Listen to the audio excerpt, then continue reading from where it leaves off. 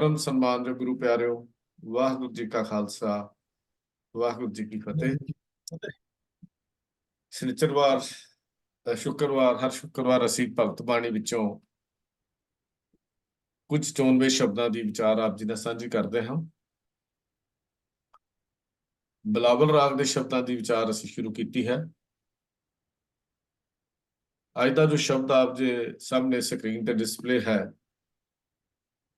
ਭਗਤ ਕਬੀਰ ਜੀ ਦਾ ਉਚਾਰਨ ਕੀਤਾ ਹੋਇਆ ਸ਼ਬਦ,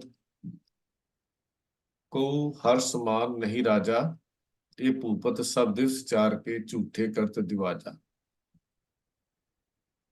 ਇਹਦੀ ਵਿਚਾਰ ਸਾਡੇ ਨਾਲ ਸਾਂਝੀ ਕਰ ਰਹੇ ਹਨ ਵੀਰ ਤੇਜਿੰਦਰ ਸਿੰਘ ਜੀ। ਬੇਨਤੀ ਕਰਦਾ ਹਾਂ ਵੀਰ ਜੀ, ਕਿਰਪਾ ਕਰੋ, ਆਪ ਜੀ ਅੱਜ ਦੇ ਸ਼ਬਦ ਦੀ ਵਿਚਾਰ ਆਰੰਭ ਕਰੋ ਜੀ। ਵਾਹਿਗੁਰੂ ਜੀ ਕਾ ਖਾਲਸਾ, ਵਾਹਿਗੁਰੂ ਜੀ ਕੀ ਫਤਿਹ। ਇੱਕ ਓੰਕਾਰ ਸਤਿਨਾਮ ਕਰਤਾ ਪੁਰਖ ਨਿਰਭਉ ਨਿਰਵੈਰ ਅਕਾਲ ਮੂਰਤ ਅਜੂਨੀ ਸੈਭੰ ਗੁਰ ਪ੍ਰਸਾਦ। ਵਾਹਿਗੁਰੂ ਵਾਹਿਗੁਰੂ ਵਾਹਿਗੁਰੂ ਵਾਹਿਗੁਰੂ ਵਾਹਿਗੁਰੂ। ਵਾਹਿਗੁਰੂ ਜੀ ਕਾ ਖਾਲਸਾ, ਵਾਹਿਗੁਰੂ ਜੀ ਕੀ ਫਤਿਹ। ਸਿੱਖ ਮਿਸ਼ਨਰੀ ਕਾਲਜ ਦੀ ਗੁਰਮਤਿ ਕਲਾਸ USA ਦੇ ਵਿੱਚ ਦੇਸ਼ ਪ੍ਰਦੇਸ਼ ਤੋਂ ਜਿਹੜੇ ਹੋਏ ਵੀਰ ਔਰ ਭੈਣਾਂ ਨੂੰ ਜੀ ਆਇਆਂ ਕਹਿੰਦਾ ਹੋਇਆ ਅੱਜ ਦੇ ਸ਼ਬਦ ਦੀ ਵਿਚਾਰ ਆਰੰਭ ਕਰਨ ਦੀ ਆਪ ਪਾਸੋਂ ਦੁਆ ਜੋੜ ਕਰਕੇ ਅਸੀਸ ਮੰਗਦਾ ਹਾਂ। ਬੇਸੁਮਾਰ ਤਥਾ ਅਗੰਤ ਅਤੁਲੇ, ਜੋ ਬੁਲਾਵੇਂ ਤਿਉ ਨਾਨਕ ਦਾਸ ਬੋਲੇ। ਸੱਚੇ ਪਾਤਸ਼ਾਹ ਦੇ ਅੱਗੇ ਅਰਦਾਸ ਬੇਨਤੀ ਹੈ ਕਿ ਆਪ ਕਿਰਪਾ ਕਰਕੇ ਦਾਸ ਕੋਲੋਂ ਅਥਾਹ ਬਾਣੀ ਦੇ ਅਰਥ ਬੋਧ ਕਰਨ ਦੀ ਸਮਰੱਥਾ ਬਖਸ਼ਣ, ਔਰ ਜੋ ਵੀ ਅਰਥ ਅਸੀਂ ਕਰੀਏ ਉਹ ਸਾਡੇ ਹਿਰਦੇ ਦੇ ਉੱਪਰ ਵਸਣ ਔਰ ਸਾਡੇ ਜੀਵਨ ਵਿੱਚ ਵੀ ਉਹ ਢਲ ਜਾਣ, ਸਾਡੇ ਮਨ ਬਚ ਔਰ ਕਰਨ ਦੇ ਵਿੱਚ। ਇਹੀ ਤਮੰਨਾ ਹਰ ਗੁਰਸਿੱਖ ਦੀ ਹੈ ਜੋ ਗੁਰਬਾਣੀ ਨੂੰ ਪੜ੍ਹਦੇ ਹਨ, ਸਮਝਣ ਦੀ ਕੋਸ਼ਿਸ਼ ਕਰਦੇ ਹਨ ਔਰ ਜੀਵਨ ਵਿੱਚ ਉਸ ਨੂੰ ਢਾਲਣ ਦੀ ਕੋਸ਼ਿਸ਼ ਕਰਦੇ ਹਨ। ਤੋ ਅੱਜ ਇਹ ਜੋ ਬਿਲਾਵਲ ਰਾਗ ਦਾ ਸ਼ਬਦ ਆਪ ਜੀ ਦੇ ਸਾਹਮਣੇ ਹੈ, ਇਹ ਭਗਤ ਕਬੀਰ ਜੀ ਦਾ ਉਚਾਰਿਆ ਹੋਇਆ ਸ਼ਬਦ ਹੈ ਔਰ ਸ੍ਰੀ ਗੁਰੂ ਗ੍ਰੰਥ ਸਾਹਿਬ ਜੀ ਦੇ ਪਾਵਨ ਅੰਗ 856 ਦੇ ਉੱਪਰ ਸੁਭਾਇਮਾਨ ਹੈ। ਆਓ ਸਭ ਤੋਂ ਪਹਿਲਾਂ ਅਸੀਂ ਇਸ ਸ਼ਬਦ ਦਾ ਜਿਹੜਾ ਹੈ ਉਹ ਗਾਇਨ ਕਰਕੇ ਦੇਖੀਏ। ਬਿਲਾਵਲ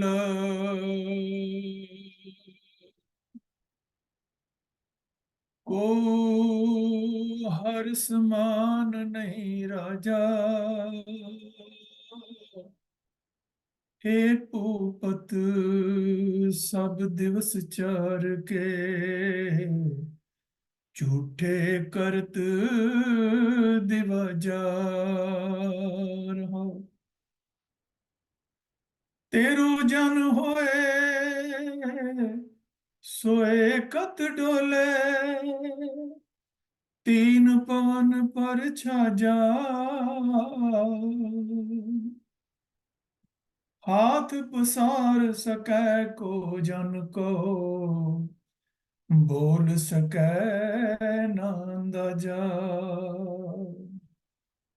चेत अचेत मूड मन मेरे, चेत अचेत मूड मन मेरे, बाजे अनहद बाजा। कह कबीर संसा प्रम चुको, ध्रुव प्रहलाद निवाजा। कह कबीर संसा प्रम चुको, ध्रुव प्रहलाद निवाजा। को ਹਰ ਸਮਾਨ ਨਹੀਂ ਰਾਜਾ, हे ਭੂਪਤ ਸਭ ਦਿਵਸ ਚਾਰ ਕੇ, ਝੂਠੇ ਕਰਤ ਦਿਵਾਜਾ। को हर समान नहीं राजा, को हर समान नहीं राजा। आप जी ने प्यार नाल भगत कबीर जी का बिलावल राग का शब्द आप जी ने सरवण किया है।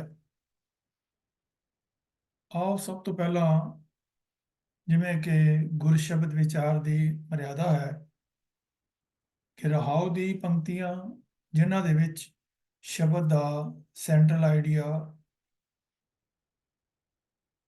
ਹੁੰਦਾ है, ਉਸ ਨੂੰ ਸਭ ਤੋਂ ਪਹਿਲਾਂ ਵਿਚਾਰਨ ਦੀ ਲੋੜ ਹੈ।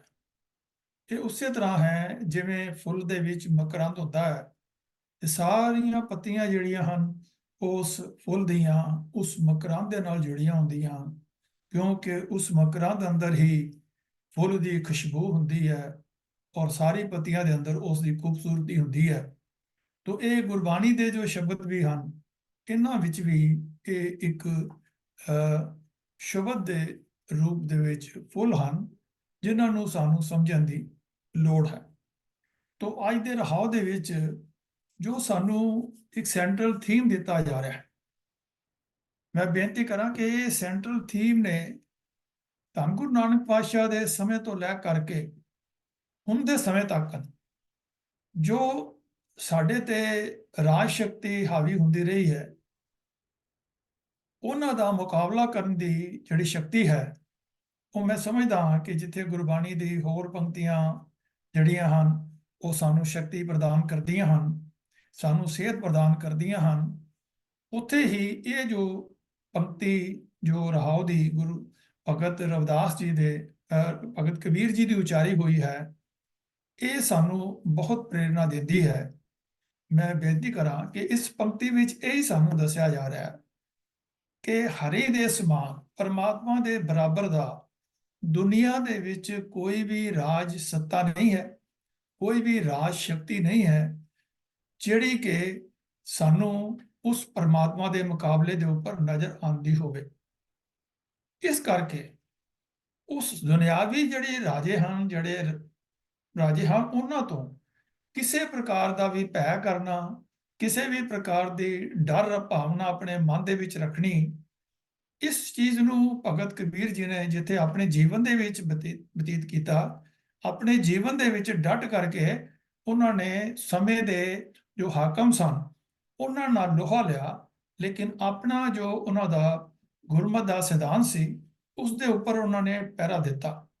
ਭਾਵੇਂ ਉਹਨਾਂ ਨੂੰ ਕਈ ਕਸ਼ਟ ਵੀ ਸਹਾਰਨੇ ਪਏ, ਲੇਕਿਨ ਉਹਨਾਂ ਨੇ ਇਹ ਜੋ ਬਚਨ ਆਪਣੇ ਉਚਾਰੇ ਸਨ, ਕੋ ਹਰ ਸਮਾਨ ਨਹੀਂ ਰਾਜਾ, ਇਹ ਭੂਪਤ ਸਭ ਦਿਵਸ ਚਾਰ ਕੇ, ਝੂਠੇ ਕਰਤ ਦਿਵਾਜਾ, ਕਿ ਇਹ ਜੋ ਸੰਸਾਰ ਦੇ ਵਿੱਚ ਇਹ ਜੋ ਰਾਜੇ ਹਨ, ਇਹ ਕਿਸੇ ਤਰ੍ਹਾਂ ਦੀ ਵੀ ਮੇਰੇ ਅਸੂਲਾਂ ਤੋਂ ਮੈਨੂੰ ਡਿਗਾਉਣ ਲਈ ਕਾਮਯਾਬ ਨਹੀਂ ਹੋ ਸਕਦੇ, ਕਿਉਂਕਿ ਮੈਂ ਇਹ ਰਾਜਿਆਂ ਦਾ ਵੱਡਾ ਰਾਜਾ ਜਿਹੜਾ ਮੈਂ ਉਹਦੇ ਨਾਲ ਜੁੜਿਆ ਹੋਇਆ।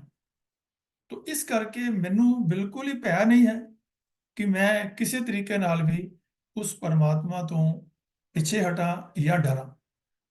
ਮੈਂ ਇੱਥੇ ਬੇਨਤੀ ਕਰਾਂ ਕਿ ਧੰਨ ਗੁਰੂ ਨਾਨਕ ਪਾਤਸ਼ਾਹ ਦੇ ਵੀ ਸਮੇਂ ਦੇ ਅੰਦਰ ਅਸੀਂ ਦੇਖਦੇ ਹਾਂ ਕਿ ਜਿਸ ਵੇਲੇ ਬਾਬਰ ਹਿੰਦੁਸਤਾਨ ਦੇ ਉੱਪਰ ਚੜ੍ਹ ਕੇ ਆਇਆ ਤਾਂ ਉਸਨੇ ਹਮਲਾ ਕੀਤਾ ਤਾਂ ਸੈਦਪੁਰ ਦੀ ਥਾਂ ਦੇ ਉੱਪਰ ਜਿੱਥੇ ਗੁਰੂ ਨਾਨਕ ਪਾਤਸ਼ਾਹ ਜੀ ਨੂੰ ਕੈਦ ਕਰ ਦਿੱਤਾ ਗਿਆ, ਉਹਨਾਂ ਕੋਲੋਂ ਚੱਕੀ ਪਿਸਵਾਈ ਗਈ, ਲੇਕਿਨ ਇਸ ਦੇ ਬਾਵਜੂਦ ਵੀ ਜੋ ਉਹਨਾਂ ਨੇ ਬੋਲ ਬਾਬਰ ਦੇ ਸਾਹਮਣੇ ਕਹੇ, ਉਹ ਬੋਲ ਸਨ ਕਿ ਬਾਬਰ ਤੂੰ ਜਾਬਰ ਹੈ, ਤੂੰ ਪਾਪ ਕੀ ਜੰਜ ਲੈ ਕੇ ਕਾਬਲ ਤੋਂ ਹਿੰਦੁਸਤਾਨ ਦੀਆਂ ਬਹੁ ਬੇਟੀਆਂ ਦੀ ਇੱਜ਼ਤ ਲੁੱਟਣ ਵਾਸਤੇ, ਇਥੋਂ ਦਾ ਸਰਮਾਇਆ ਲੁੱਟਣ ਵਾਸਤੇ, ਧੱਕਾ ਚੋਰੀ ਕਰਨ ਵਾਸਤੇ ਤੂੰ ਇੱਥੇ ਆਇਆ ਹੈ ਤੇ ਤੂੰ ਬਾਬਰ ਨਹੀਂ, ਤੂੰ ਜਾਬਰ ਹੈ।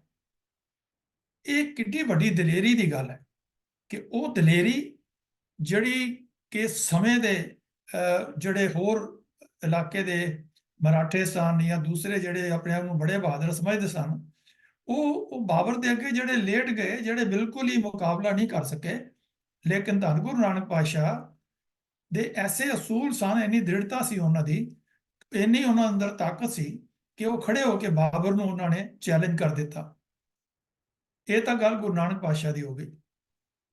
ਮੈਂ ਉਹੀ ਗੱਲ ਕਰ ਰਿਹਾ ਕਿ ਇਹ ਭੂਪਤ ਸਭ ਦਿਵਸ ਚਾਰ ਕੇ ਝੂਠੇ ਕਰਤ ਦਿਵਾਜਾ, ਇਹ ਤੇ ਝੂਠੇ ਹੀ ਆਪਣੇ ਆਪ ਦੇ ਦਮਗਜੇ ਮਾਰ ਰਹੇ ਹਨ, ਆਪਣੀ ਜਿਹੜੀ ਹੈ ਉਹ ਸ਼ਕਤੀ ਜਿਹੜੀ ਹੈ ਉਸ ਦਾ ਪ੍ਰਦਰਸ਼ਨ ਕਰ ਰਹੇ ਹਨ।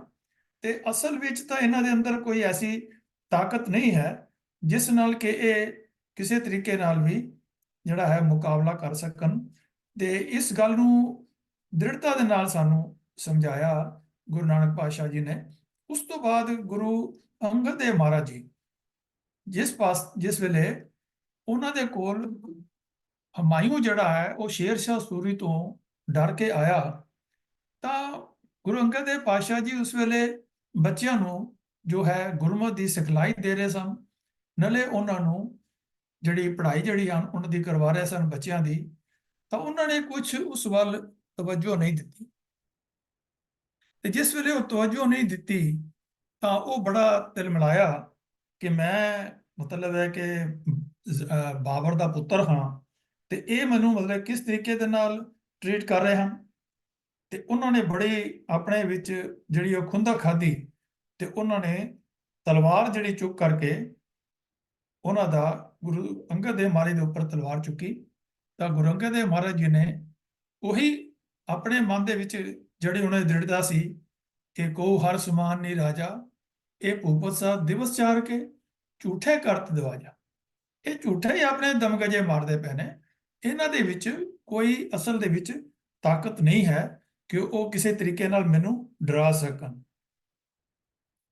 ਤੋ ਉਸ ਇਨਸੀਡੈਂਟ ਤੋਂ ਬਾਅਦ ਉਹ ਫਿਰ ਜਿਹੜਾ ਹਮਾਯੂ ਸੀ ਉਸਨੇ ਗੁਰੂ ਅੰਗਦ ਦੇਵ ਮਹਾਰਾਜ ਦੇ ਸਾਹਮਣੇ ਨਤਮਸਤਕ ਹੋਇਆ ਤੇ ਖਿਮਾ ਮੰਗੀ। ਇਸ ਤਰ੍ਹਾਂ ਹੀ ਸਮੇਂ ਦਾ ਕੋਈ ਵੀ ਰਾਜਾ ਹੈ, ਕੋਈ ਵੀ ਕਿਸੇ ਤਰੀਕੇ ਨਾਲ ਸਾਹਮਣੇ ਆਇਆ ਹੈ, ਤਾਂ ਉਹਦੇ ਅੱਗੇ ਜੋ ਸਿੱਖ ਮਤ ਹੈ, ਸਿੱਖ ਮਤ ਦੇ ਜਿਹੜੇ ਪੈਰੋਕਾਰ ਜਿਹੜੇ ਸਾਡੇ ਗੁਰੂ ਹੋਏ ਹਨ, ਉਹਨਾਂ ਨੇ ਕਿਸੇ ਤਰੀਕੇ ਨਾਲ ਵੀ ਈਨ ਨਹੀਂ ਮੰਨੀ ਹੈ। ਤੀਜੇ ਪਾਤਸ਼ਾਹ ਗੁਰੂ ਅਮਰਦਾਸ ਜੀ ਦੇ ਕੋਲ ਵੀ ਜਿਹੜਾ ਅਕਬਰ ਆਇਆ, ਤਾਂ ਅਕਬਰ ਨੇ ਵੀ ਆ ਕਰਕੇ ਆਪਣੇ ਬੜੇ ਸ਼ਾਹੋ ਸ਼ੌਕਤ ਦੇ ਨਾਲ, ਬੜੇ ਆਪਣੇ ਸ਼ਾਨ ਸ਼ੌਕਤ ਦੇ ਨਾਲ, ਸ਼ਾਹੀ ਜਿਹੜੇ ਅੰਦਾਜ਼ ਦੇ ਨਾਲ ਉੱਥੇ ਪਹੁੰਚਿਆ, ਲੇਕਿਨ ਉੱਥੇ ਆ ਕਰਕੇ ਵੀ ਕਿਸੇ ਤਰੀਕੇ ਦੇ ਨਾਲ ਵੀ ਉਹ ਗੁਰੂ ਅਮਰਦਾਸ ਮਹਾਰਾਜ ਜੀ ਨੂੰ ਇਸ ਤਰੀਕੇ ਨਾਲ ਪ੍ਰਭਾਵਿਤ ਨਹੀਂ ਕਰ ਸਕਿਆ। ਲੇਕਿਨ ਉੱਥੇ ਗੁਰੂ ਅਮਰਦਾਸ ਮਹਾਰਾਜ ਜੀ ਨੇ ਹੁਕਮ ਕੀਤਾ ਕਿ ਅਕਬਰ ਜੇ ਦਰਸ਼ਨ ਲਈ ਆਉਣਾ ਹੈ ਤਾਂ ਪਹਿਲੇ ਪੰਗਤ ਪਾਛੇ ਸੰਗਤ, ਕਿ ਪਹਿਲਾਂ ਲੰਗਰ ਦੇ ਵਿੱਚ ਪ੍ਰਸ਼ਾਦਾ ਛਕਣਾ ਪਏਗਾ ਔਰ ਉਸ ਤੋਂ ਬਾਅਦ ਫਿਰ ਆ ਕਰਕੇ ਸੰਗਤ ਦੇ ਵਿੱਚ ਜਿਹੜੀ ਹੈ ਉਹ ਦਰਸ਼ਨ ਹੋ ਸਕਦੇ ਨੇ। ਲੇਕਿਨ ਅੱਜ ਦੇ ਸਮੇਂ ਅੰਦਰ ਅਸੀਂ ਕੀ ਦੇਖਦੇ ਹਾਂ ਕਿ ਕੋਈ ਵੀ VIP ਸਾਡੇ ਆ ਜਾਂਦਾ ਹੈ ਤਾਂ ਅਸੀਂ ਫਟਾਫਟ ਛੱਡ ਕੇ ਤੇ ਉਸ ਦੇ ਪਿੱਛੇ ਅਸੀਂ ਦੌੜਨ ਲੱਗ ਪੈਂਦੇ ਹਾਂ, ਅਸੀਂ ਉਹਦੇ ਆਓ ਭਗਤ ਵਿੱਚ ਲੱਗ ਜਾਂਦੇ ਹਾਂ, ਤੇ ਜੋ ਗੁਰਮਤਿ ਮਰਿਆਦਾ ਹੈ, ਜੋ ਗੁਰੂ ਗ੍ਰੰਥ ਸਾਹਿਬ ਦੀ ਜਿਹੜੀ ਇੱਜ਼ਤ ਹੈ, ਉਸ ਵੱਲ ਕੰਡ ਕਰਕੇ ਪਿੱਠ ਕਰਕੇ ਅਸੀਂ ਉਸ VIP ਨੂੰ ਜਿਹੜਾ ਹੈ ਉਹ ਜ਼ਿਆਦਾ ਤਵੱਜੋ ਦਿੰਦੇ ਹਾਂ। ਤਾਂ ਇਹ ਸਾਨੂੰ ਗੱਲ ਜਿਹੜੀ ਹੈ, ਜਿਹੜੇ ਅੱਜ ਦੇ ਸ਼ਬਦ ਵਿੱਚ ਜਿਹੜਾ ਮੇਨ ਥੀਮ ਹੈ ਉਹ ਇਹ ਹੈ ਕਿ ਕਉ ਹਰ ਸਮਾਨ ਨਹੀਂ ਰਾਜਾ। ਇਹ ਭਾਈ ਜਗਤ ਵਿੱਚ ਕੋਈ ਜੀਵ ਪਰਮਾਤਮਾ ਦੇ ਬਰਾਬਰ ਦਾ ਰਾਜਾ ਨਹੀਂ ਹੈ। ਤਾਂ ਇਹ ਜੋ ਦੁਨੀਆ ਦੇ ਜਿਹੜੇ ਸਭ ਰਾਜੇ ਹਨ, ਇਹ 4 ਦਿਨਾਂ ਦੇ ਰਾਜੇ ਹੁੰਦੇ ਹਨ। ਕੋਈ ਵੀ ਰਾਜਾ ਜਿਹੜਾ ਹੈ ਉਹ ਪਰਮਾਨੈਂਟ ਨਹੀਂ ਹੈ। ਉਹਦਾ ਅੱਗੇ ਪਿਓ ਦਾਦਾ ਰਾਜਾ ਹੋਏਗਾ, ਉਸ ਤੋਂ ਅੱਗੇ ਪੁੱਤਰ ਪੋਤਰੇ ਉਹਦੇ ਰਾਜੇ ਹੋਣਗੇ। ਤਾਂ ਇਹ ਦੁਨੀਆ ਦੇ ਸਭ ਰਾਜੇ 4 ਦਿਨਾਂ ਦੇ ਰਾਜੇ ਹਨ, ਭਾਵ ਥੋੜਾ ਚਿਰ ਇਹਨਾਂ ਦਾ ਰਾਜ ਹੈ। ਇਹ ਲੋਕ ਆਪਣੇ ਰਾਜ ਪ੍ਰਤਾਪ ਦੇ ਝੂਠੇ ਵਿਖਾਵੇ ਕਰਦੇ ਹਨ, ਝੂਠੇ ਹੀ ਦਿਖਲਾਵੇ ਕਰਦੇ ਹਨ, ਝੂਠੇ ਹੀ ਦਮਗਜੇ ਮਾਰਦੇ ਹਨ। ਤਾਂ ਇਹ ਗੱਲ ਨੂੰ ਸਮਝਦੇ ਹੋਇਆ ਜਿਸ ਵੇਲੇ ਬਾਬਰ ਦੇ ਨਾਲ ਗੁਰੂ ਨਾਨਕ ਪਾਤਸ਼ਾਹ ਜੀ ਨੇ ਜਿਸ ਤਰੀਕੇ ਨਾਲ ਨਿਰਭੈ ਹੋ ਕਰਕੇ ਗੱਲ ਕੀਤੀ, ਗੁਰੂ ਅੰਗਦ ਦੇਵ ਜੀ ਨੇ ਕੀਤੀ, ਇਸ ਤਰ੍ਹਾਂ ਹੀ ਗੁਰੂ ਅਮਰਦਾਸ ਮਹਾਰਾਜ ਨੇ ਕੀਤੀ। ਫਿਰ ਚੌਥੇ ਪਾਤਸ਼ਾਹ ਔਰ ਫਿਰ ਪੰਜਵੇਂ ਪਾਤਸ਼ਾਹ ਜਿਸ ਤਰੀਕੇ ਨਾਲ ਜਹਾਂਗੀਰ ਨੇ ਡਰਾਉਣ ਦੀ ਕੋਸ਼ਿਸ਼ ਕੀਤੀ ਗੁਰੂ ਅਰਜਨ ਦੇਵ ਪਾਤਸ਼ਾਹ ਜੀ ਨੂੰ, ਉਹ ਡਰੇ ਨਹੀਂ, ਉਹ ਆਪਣੇ ਅਸੂਲਾਂ ਦੇ ਉੱਪਰ ਦ੍ਰਿੜ ਰਹੇ। ਔਰ ਉਹਨਾਂ ਨੂੰ ਕਿਹਾ ਗਿਆ ਵੀ ਇਹ ਜੋ ਤੁਸੀਂ ਗੁਰੂ ਗ੍ਰੰਥ ਸਾਹਿਬ ਦਾ ਜਿਹੜੀ ਹੈ ਬੀੜ ਬਣਾਈ ਹੈ, ਇਹਦੇ ਵਿੱਚ ਤੁਸੀਂ ਜਿਹੜੇ ਹੈ ਕਿਸੇ ਤਰੀਕੇ ਦੇ ਨਾਲ ਅੱਲਾਹ ਦੀ ਕਿਸੇ ਦੀ ਉਸਤਤ ਕਰੋ।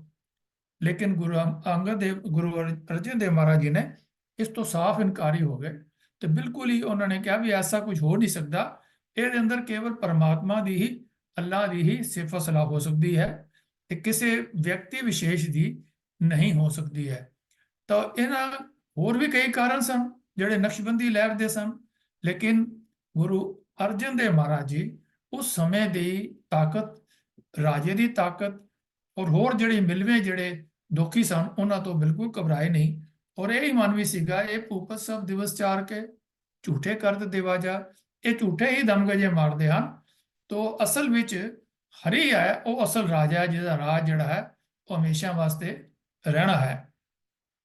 ਤੋਂ ਉਸ ਤੋਂ ਬਾਅਦ 6ਵੇਂ ਪਾਤਸ਼ਾਹ ਨੇ ਜਿਸ ਤਰੀਕੇ ਦੇ ਨਾਲ ਅਕਾਲ ਤਖਤ ਸਾਹਿਬ ਦੀ ਸਾਜਨਾ ਕੀਤੀ ਔਰ ਜੋ ਜਹਾਂਗੀਰ ਦੇ ਹੁਕਮ ਸਨ ਕਿ ਕੋਈ ਉੱਚਾ ਤਖਤ ਨਹੀਂ ਲਗਾ ਸਕਦਾ, ਕੋਈ ਘੋੜੇ ਤੇ ਨਹੀਂ ਚੜ ਸਕਦਾ, ਕੋਈ ਸ਼ਸਤਰ ਨਹੀਂ ਰੱਖ ਸਕਦਾ, ਤਾਂ ਇਹਨਾਂ ਸਾਰੀਆਂ ਚੀਜ਼ਾਂ ਨੂੰ ਡਿਫਾਈ ਕੀਤਾ ਗੁਰੂ ਹਰਗੋਬਿੰਦ ਪਾਤਸ਼ਾਹ ਜੀ ਨੇ।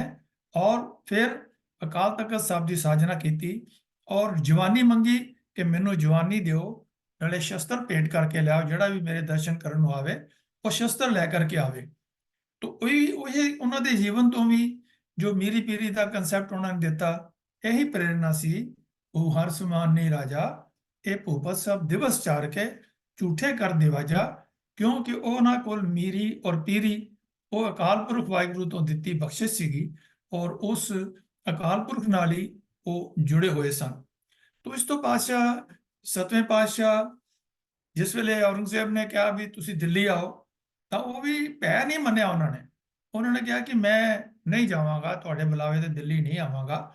ਤੇ ਉਹਨਾਂ ਨੇ ਅੱਗੋਂ ਰਾਮ ਰਾਏ ਨੂੰ ਭੇਜਿਆ ਤੇ ਰਾਮ ਰਾਏ ਨੇ ਜਾ ਕਰਕੇ ਜਿਹੜੀ ਹੁਣ ਗੁਰਬਾਣੀ ਦੀ ਅਸੀਂ ਪੰਕਤੀ ਪੜ੍ਹ ਰਹੇ ਹਾਂ ਕਿ ਇਹ ਭੂਪਤ ਸਭ ਦਿਵਸ ਚਾਰ ਕੇ ਝੂਠੇ ਕਰ ਦਵਾਜਾ, ਉਹ ਉਹਨਾਂ ਦੇ ਫਰੇਵਿਆਂ ਦੇ ਵਿੱਚ, ਲਾਲਚ ਦੇ ਵਿੱਚ, ਦਿਖਲਾਵਿਆਂ ਦੇ ਵਿੱਚ ਆ ਗਿਆ ਤੇ ਉਸਨੇ 72 ਕਰਾਮਾਤਾਂ ਦਿਖਾਈਆਂ। ਇਸ ਤੋਂ ਬਾਅਦ ਜੋ 8ਵੇਂ ਪਾਤਸ਼ਾਹ ਹਨ ਗੁਰੂ ਹਰਕ੍ਰਿਸ਼ਨ ਪਾਤਸ਼ਾਹ ਜੀ, ਉਹ ਵੀ ਦੇਖੋ, ਉਹ ਕਹਿੰਦੇ ਨੇ ਵੀ ਅੱਧੀ ਘੜੀ ਔਰੰਗਜ਼ੇਬ ਬੰਗਲਾ ਸਾਹਿਬ ਜਿੱਥੇ ਗੁਰੂ 8ਵੇਂ ਪਾਤਸ਼ਾਹ ਜੀ ਬਿਰਾਜਮਾਨ ਸਨ, ਉੱਥੇ ਉਹ ਬਾਹਰ ਖੜਾ ਰਿਹਾ ਕਿ ਮੈਨੂੰ ਦਰਸ਼ਨ ਦੇਣ ਗੁਰੂ ਹਰਕ੍ਰਿਸ਼ਨ ਪਾਤਸ਼ਾਹ। ਲੇਕਿਨ ਉਹਨਾਂ ਨੇ ਇਹੀ ਗੱਲ ਕਿ ਹਾਂ ਮਲੇਸ਼ ਕੋ ਦਰਸ ਨਾ ਦੇ ਹੋ, ਕਿ ਮੈਂ ਇਹ ਮਲੇਸ਼ ਨੂੰ ਦਰਸ਼ਨ ਨਹੀਂ ਦਿਆਂਗਾ।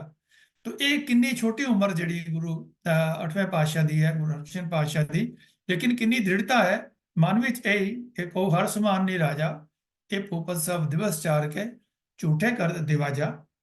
ਤੋਂ ਇਸ ਤੋਂ ਬਾਅਦ 9ਵੇਂ ਪਾਤਸ਼ਾਹ ਦਾ ਜਗਤ ਪ੍ਰਸਿੱਧ ਗੱਲ ਹੈ ਕਿ ਜਦੋਂ ਉਹਨਾਂ ਨੇ ਹਿੰਦੁਸਤਾਨ ਦੇ ਬ੍ਰਾਹਮਣਾਂ ਨੂੰ ਆਪਣੇ ਈਨ ਮਨਾਉਣ ਵਾਸਤੇ, ਆਪਣੇ ਇਸਲਾਮ ਵਿੱਚ ਕਨਵਰਟ ਕਰਨ ਵਾਸਤੇ ਉਹਨਾਂ ਦੇ ਜੰਜੂ ਲਾਉਂਦਾ ਸੀ, ਤੇ ਫਿਰ ਉਹ ਕਹਿੰਦਾ ਸੀਗਾ ਕਿ 1.25 ਮਣ ਜੰਜੂ ਲੈਣ ਤੋਂ ਬਾਅਦ ਹੀ ਉਹ ਕਹਿੰਦਾ ਸੀ ਕਿ ਹੁਣ ਮੈਂ ਚੈਨ ਦੀ ਰੋਟੀ ਜਿਹੜੀ ਆ ਖਾ ਸਕਦਾ ਹਾਂ। ਤੇ ਉਹਨਾਂ ਦੀ ਬਾਹ ਪਕੜੀ ਤੇ ਗੁਰੂ ਤੇਗ ਬਹਾਦਰ ਸਾਹਿਬ ਨੇ ਕਿ ਤੇਗ ਬਹਾਦਰ ਬੋਲਿਆ, ਧਰ ਪਈਏ ਧਰਮ ਨਾ ਛੋੜੀ, ਕਿ ਮੈਂ ਆਪਣੀ ਕੁਰਬਾਨੀ ਦੇ ਦਿਆਂਗਾ ਲੇਕਿਨ ਕਿਸੇ ਧਰਮ ਦੇ ਨਾਲ ਮੈਂ ਧੱਕਾ ਨਹੀਂ ਹੋਣ ਦੇਣਾ। ਭਾਵ ਔਰੰਗਜ਼ੇਬ ਉਸ ਵੇਲੇ ਦਾ ਸਭ ਤੋਂ ਤਾਕਤਵਰ ਰਾਜਾ ਸੀ, ਲੇਕਿਨ ਗੁਰੂ ਤੇਗ ਬਹਾਦਰ ਸਾਹਿਬ ਉਸ ਕੋ ਹਰ ਸਮਾਨ ਨਹੀਂ ਰਾਜਾ ਦੇ ਨਾਲ ਜੁੜੇ ਹੋਏ ਸਨ। ਇਸ ਕਰਕੇ ਉਹਨਾਂ ਦੇ ਮਨ ਵਿੱਚ ਇਹ ਦ੍ਰਿੜਤਾ ਸੀ ਕਿ ਇਹ ਭੂਪਤ ਸਭ ਦਿਵਸ ਚਾਰ ਕੇ ਝੂਠੇ ਕਰਤ ਦਿਵਾਜਾ, ਇਹ ਝੂਠੇ ਦਿਵਾਜਾ ਕਰਦੇ ਪਨ, ਦਿਖਲਾਵੇ ਕਰਦੇ ਨੇ, ਤੇ ਉਹ ਮੈਨੂੰ ਬਿਲਕੁਲ ਹੀ ਜਿਵੇਂ ਨਿਰਭਉ ਜਪੈ ਸਗਲ ਭਉ ਮਿਟੇ, ਗੁਰੂ ਜੋਤ ਜਿਹੜੀ ਹੈ ਉਹ ਦੁਨਿਆਵੀ ਜਿਹੜੇ ਤਰੀਕੇ ਦੇ ਰਾਜੇ ਸਨ ਉਹਨਾਂ ਤੋਂ ਬਿਲਕੁਲ ਹੀ ਨਿਰਭੈ ਰਹੇ, ਡਰੇ ਨਹੀਂ ਔਰ ਆਪਣੀ ਸ਼ਹਾਦਤ ਤੱਕ ਦੇ ਦਿੱਤੀ। ਉਸ ਤੋਂ ਬਾਅਦ ਉਹਨੂੰ ਗੁਰੂ ਗੋਬਿੰਦ ਸਿੰਘ ਮਹਾਰਾਜ ਜੀ, ਜਿਨ੍ਹਾਂ ਦੇ ਕੋਲ 22 ਧਾਰ ਦੇ ਰਾਜੇ, ਇੱਕ ਰਾਜਾ ਨਹੀਂ 22 ਰਾਜੇ ਜਿਹੜੇ ਹਨ, ਔਰ ਉਸ ਤੋਂ ਬਾਅਦ ਔਰੰਗਜ਼ੇਬ ਵਰਗਾ ਸ਼ਕਤੀਸ਼ਾਲੀ, ਫਿਰ ਹੋਰ ਜਿਹੜੇ ਨਵਾਬ ਸਨ, ਸਰਹੰਦ ਦਾ ਨਵਾਬ, ਉਸ ਤੋਂ ਬਾਅਦ ਮਲੇਰ ਕੋਟਲੇ ਦਾ ਨਵਾਬ, ਜਲੰਧਰ ਦਾ ਨਵਾਬ, ਲਾਹੌਰ ਦਾ ਨਵਾਬ, ਕਸ਼ਮੀਰ ਦਾ ਨਵਾਬ, ਕਈ ਨਵਾਬ ਜਿਹੜੇ ਸਨ ਉਹ ਉੱਥੇ ਇਕੱਠੇ ਸਨ। ਲੇਕਿਨ ਗੁਰੂ ਗੋਬਿੰਦ ਸਿੰਘ ਮਹਾਰਾਜ ਜੀ ਨੂੰ 10 ਲੱਖ ਦੀ ਫੌਜ ਵੀ ਉਸ ਰਾਜੇ ਦੀ ਭੀਤ ਨਹੀਂ ਕਰ ਸਕੀ, ਕਿਉਂਕਿ ਗੁਰੂ ਗੋਬਿੰਦ ਸਿੰਘ ਮਹਾਰਾਜ ਦੇ ਮਨ ਵਿੱਚ ਇਹ ਸੀਗਾ, ਉਹ ਹਰ ਸਮਾਨ ਨਹੀਂ ਰਾਜਾ, ਇਹ ਭੂਪਤ ਸਭ ਦਿਵਸ ਚਾਰ ਕੇ ਝੂਠੇ ਕਰ ਦਵਾਜਾ। ਔਰ ਜਿੱਥੇ ਗੁਰੂ ਪਾਤਸ਼ਾਹ ਦੇ ਵਿੱਚ ਗੁਰੂ ਗੋਬਿੰਦ ਸਿੰਘ ਮਹਾਰਾਜ ਦੇ ਅੰਦਰ ਇੰਨੀ ਤਾਕਤ ਸੀ, ਇੰਨੀ એનર્ਜੀ ਸੀ, ਇੰਨਾ ਦ੍ਰਿੜ ਵਿਸ਼ਵਾਸ ਸੀ, ਨਿਰਭੈਤਾ ਸੀ, ਉੱਥੇ ਉਹਨਾਂ ਦੇ ਸਪੁੱਤਰਾਂ ਅੰਦਰ ਵੀ, ਉਹਨਾਂ ਦੇ ਸਾਜੇ ਹੋਏ ਪੰਜ ਪਿਆਰਿਆਂ ਵਿੱਚ ਵੀ, ਉਹਨਾਂ ਦੇ ਅੰਦਰ ਸਾਜੇ ਹੋਏ ਹਰੇਕ ਗੁਰਸਿੱਖ ਦੇ ਅੰਦਰ, ਭਾਈ ਮਤੀ ਦਾਸ, ਭਾਈ ਸਤੀ ਦਾਸ ਜੀ, ਭਾਈ ਦਿਆਲਾ ਜੀ, ਗੁਰੂ ਤੇਗ ਬਹਾਦਰ ਸਾਹਿਬ ਦੇ ਨਾਲ ਨਿਰਭੈਤਾ ਦੇ ਨਾਲ ਜਿਹੜੇ ਹਨ ਉਹ ਸ਼ਹੀਦ ਹੋ ਗਏ। ਲੇਕਿਨ ਔਰੰਗਜ਼ੇਬ ਦੀ ਈਨ ਨਹੀਂ ਮੰਨੀ, ਗੁਰੂ ਗੋਬਿੰਦ ਸਿੰਘ ਮਹਾਰਾਜ ਨੇ ਵੀ ਈਨ ਨਹੀਂ ਮੰਨੀ। ਹਾਲਾਂਕਿ ਉਹਨਾਂ ਨੂੰ ਝੂਠੀਆਂ ਸਹੁੰਆਂ ਦਿੱਤੀਆਂ ਗਈਆਂ ਔਰੰਗਜ਼ੇਬ ਵੱਲੋਂ, ਪਹਾੜੀ ਰਾਜਿਆਂ ਵੱਲੋਂ, ਕੁਰਾਨ ਦੀ ਔਰ ਗਊ ਆਟੇ ਦੀ ਬਣਾ ਕਰਕੇ, ਲੇਕਿਨ ਗੁਰੂ ਗੋਬਿੰਦ ਸਿੰਘ ਮਹਾਰਾਜ ਨੇ ਬਿਲਕੁਲ ਉਹਨਾਂ ਦੇ ਪੈ ਜਿਹੜਾ ਹੈ ਨਹੀਂ ਰੱਖਿਆ। ਲੇਕਿਨ ਇਸ ਦੇ ਬਾਵਜੂਦ ਵੀ ਜੋ ਵੀ ਦੁੱਖ ਸਹਾਰੇ, ਸਭ ਕੁਝ ਸਹਾਰਿਆ, ਲੇਕਿਨ ਜੋ ਬੇਸਿਕ ਪ੍ਰਿੰਸੀਪਲ ਸੀਗਾ, ਸਿਧਾਂਤ ਸੀ ਕਿ ਕੋ ਹਰ ਸਮਾਨ ਨਹੀਂ ਰਾਜਾ, ਇਹ ਭੂਪਤ ਸਭ ਦਿਵਸ ਚਾਰ ਕੇ ਝੂਠੇ ਕਰਤ ਦਵਾਜਾ, ਉਹ ਤੇ ਦ੍ਰਿੜਤਾ ਦਿਖਾਈ। ਫਿਰ ਛੋਟੇ ਸਾਹਿਬਜ਼ਾਦਿਆਂ ਨੇ ਵੀ, ਜਿਨ੍ਹਾਂ ਦੀ 7 ਸਾਲ ਤੇ 9 ਸਾਲ ਦੀ ਉਮਰ ਹੈ, ਉਹ ਵੀ ਨੀਹਾਂ ਦੇ ਵਿੱਚ ਚੰਨਾ ਆਪਣੇ ਆਪ ਨੂੰ ਉਹਨਾਂ ਨੇ ਕਬੂਲ ਕਰ ਲਿਆ। ਲੇਕਿਨ ਉਹਨਾਂ ਨੇ ਇਹ ਨਹੀਂ ਕਿਹਾ, ਇਹ ਨਹੀਂ ਮੰਨੀ। ਤੇ ਜਿਸ ਤਰ੍ਹਾਂ ਵੀ ਉਹਨਾਂ ਦੀ ਸ਼ਹਾਦਤ ਹੋਈ, ਅੱਜ ਸਾਰੀ ਕੌਮ ਉਹਨਾਂ ਨੂੰ ਨਤਮਸਤਕ ਕਰਦੀ ਹੈ।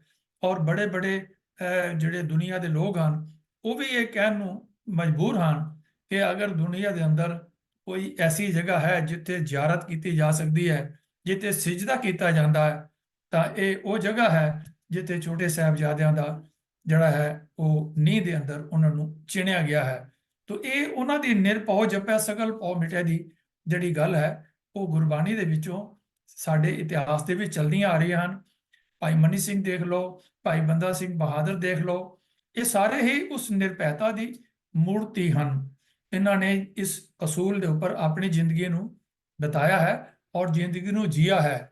ਇਸੇ ਤਰ੍ਹਾਂ ਹੀ ਜਿਹੜੇ ਮੌਜੂਦਾ ਜਿਹੜੇ ਸੰਘਰਸ਼ ਵੀ ਚੱਲਦੇ ਆਏ ਹਨ, ਘੱਲੂਘਾਰੇ, ਛੋਟੇ ਵੱਡੇ ਘੱਲੂਘਾਰੇ ਹੋਏ ਹਨ, ਜਿੰਨੇ ਵੀ ਸੰਘਰਸ਼ ਹੋਏ ਹਨ, ਸਾਡੇ ਮਹਾਨ ਜਿਹੜੇ ਜਰਨੈਲ ਹਨ, ਨਵਾਬ ਕਪੂਰ ਸਿੰਘ ਜੀ, ਜੱਸਾ ਸਿੰਘ ਜੀ ਆਹਲੂਵਾਲੀਆ, ਜੱਸਾ ਸਿੰਘ ਰਾਮਗੜੀਆ, ਔਰ ਜਿੱਥੋਂ ਤੱਕ ਕਿ ਹੋਰ ਸਾਡੇ ਜਰਨੈਲ ਭਾਈ ਸ਼ਾਮ ਸਿੰਘ ਅਟਾਰੀ ਵਾਲੇ, ਤੋ ਇਹ ਸਾਰੇ ਜਿਹੜੇ ਜਰਨੈਲ ਹੋਏ ਹਨ, ਬਾਬਾ ਬਘੇਲ ਸਿੰਘ ਜੀ ਜਿਨ੍ਹਾਂ ਨੇ ਦਿੱਲੀ ਤੱਕ ਨੂੰ ਹਰਾ ਦਿੱਤਾ, ਕੰਬਾ ਦਿੱਤਾ, ਤੋ ਇਹ ਸਾਰੇ ਹੀ ਜਿਹੜੇ ਹਨ ਕਿਸੇ ਵੀ ਰਾਜ ਸ਼ਕਤੀ ਤੋਂ ਜਿਹੜੇ ਹੁਣ ਘਬਰਾਉਂਦੇ ਨਹੀਂ ਸਨ।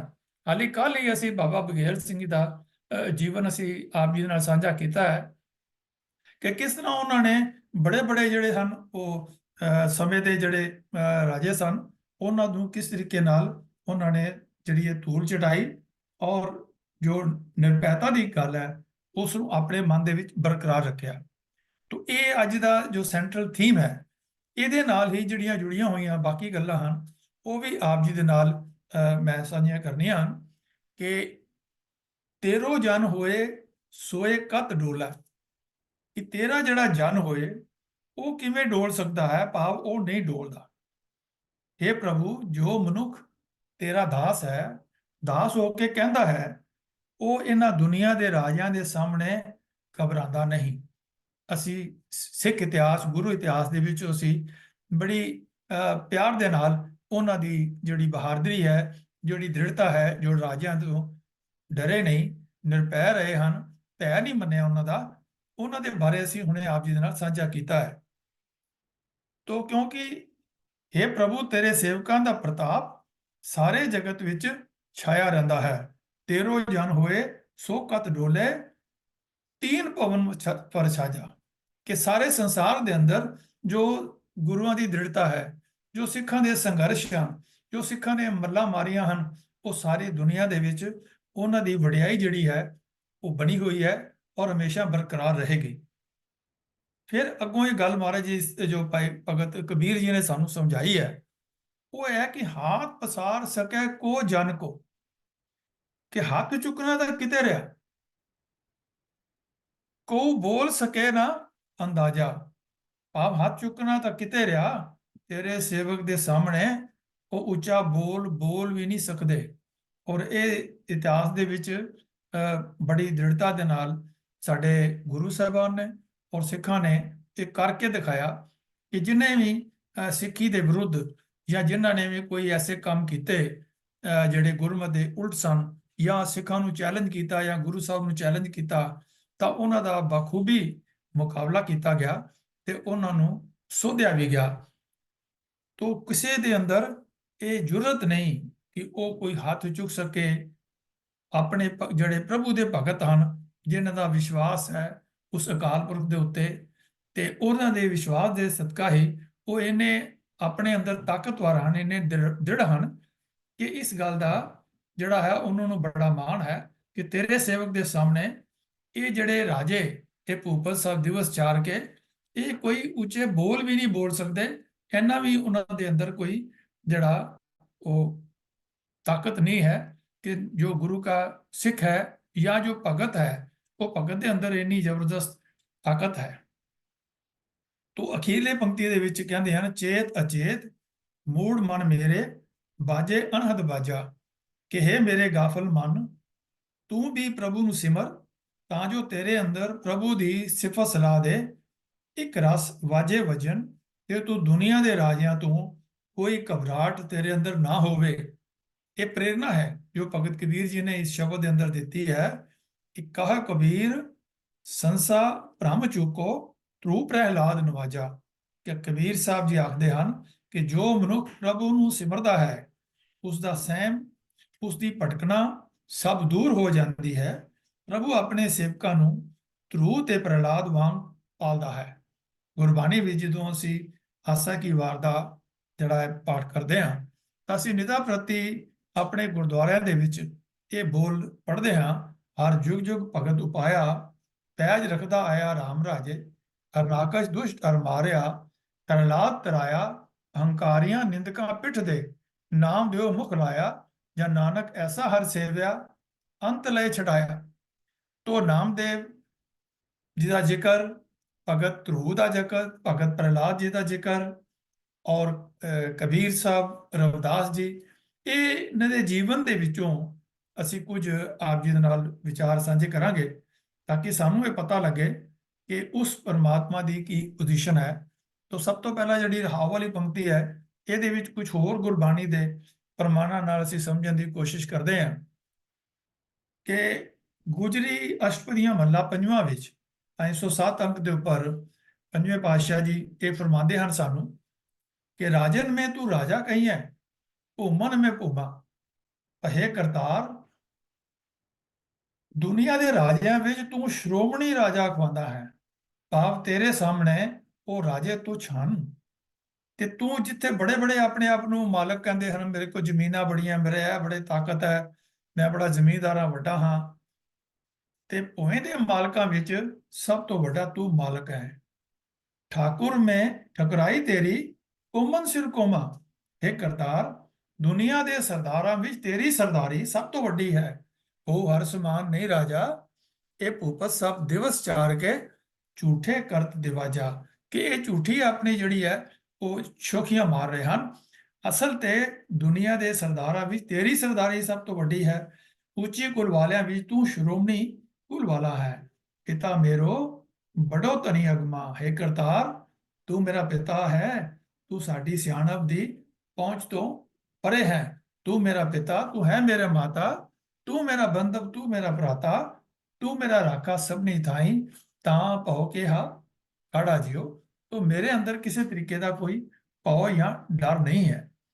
उस्तत कवन करीजे करता है देख रहे दिस्मा, हे राज को हर समान नहीं राजा, हे राजन के राजा, महाराजन के महाराज, उस्तत कौन करीजे करता है, हे करतार तेरी केड़ी केड़ी वडियाई असी करिए, तेरी लीला वेख वेख के असी हैरान हो रहे हाँ।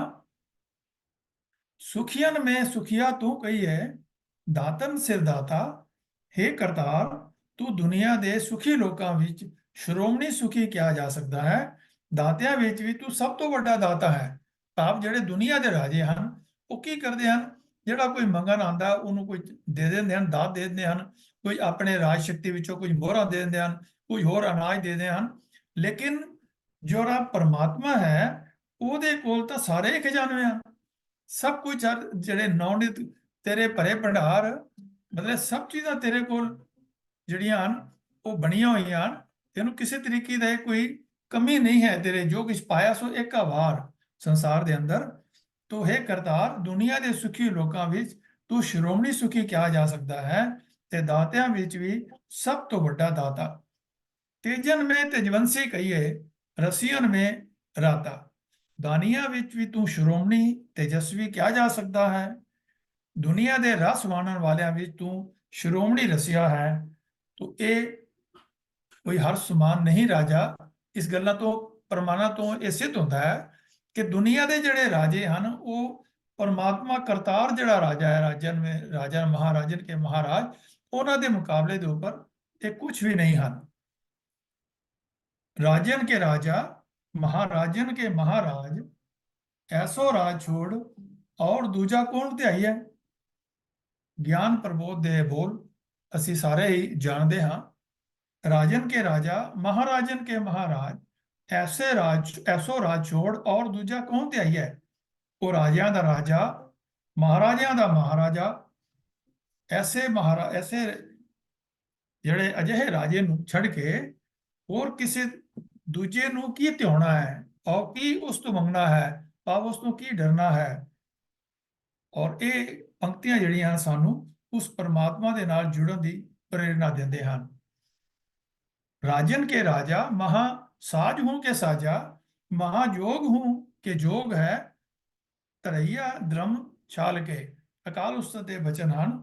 ਰਾਜਿਆਂ ਦਾ ਵੀ ਰਾਜਾ ਹੈ, ਮਹਾਨ ਸਾਜ ਸਜਾਵਟਾਂ ਦਾ ਸਾਜ ਹੈ, ਮਹਾਨ ਜੋਗੀਆਂ ਦਾ ਵੀ ਜੋਗੀ ਹੈ, ਤੇ ਬ੍ਰਿਛਾਂ ਦੀ ਛਿੱਲ ਦੇ ਬਸਤਰ ਧਾਰਨ ਕਰਨ ਵਾਲਾ, ਭਾਵ ਸਭ ਤੋਂ ਵੱਡਾ ਜਿਹੜਾ ਹੈ ਇਸ ਨੂੰ ਹੀ ਦੱਸਿਆ ਗਿਆ ਹੈ।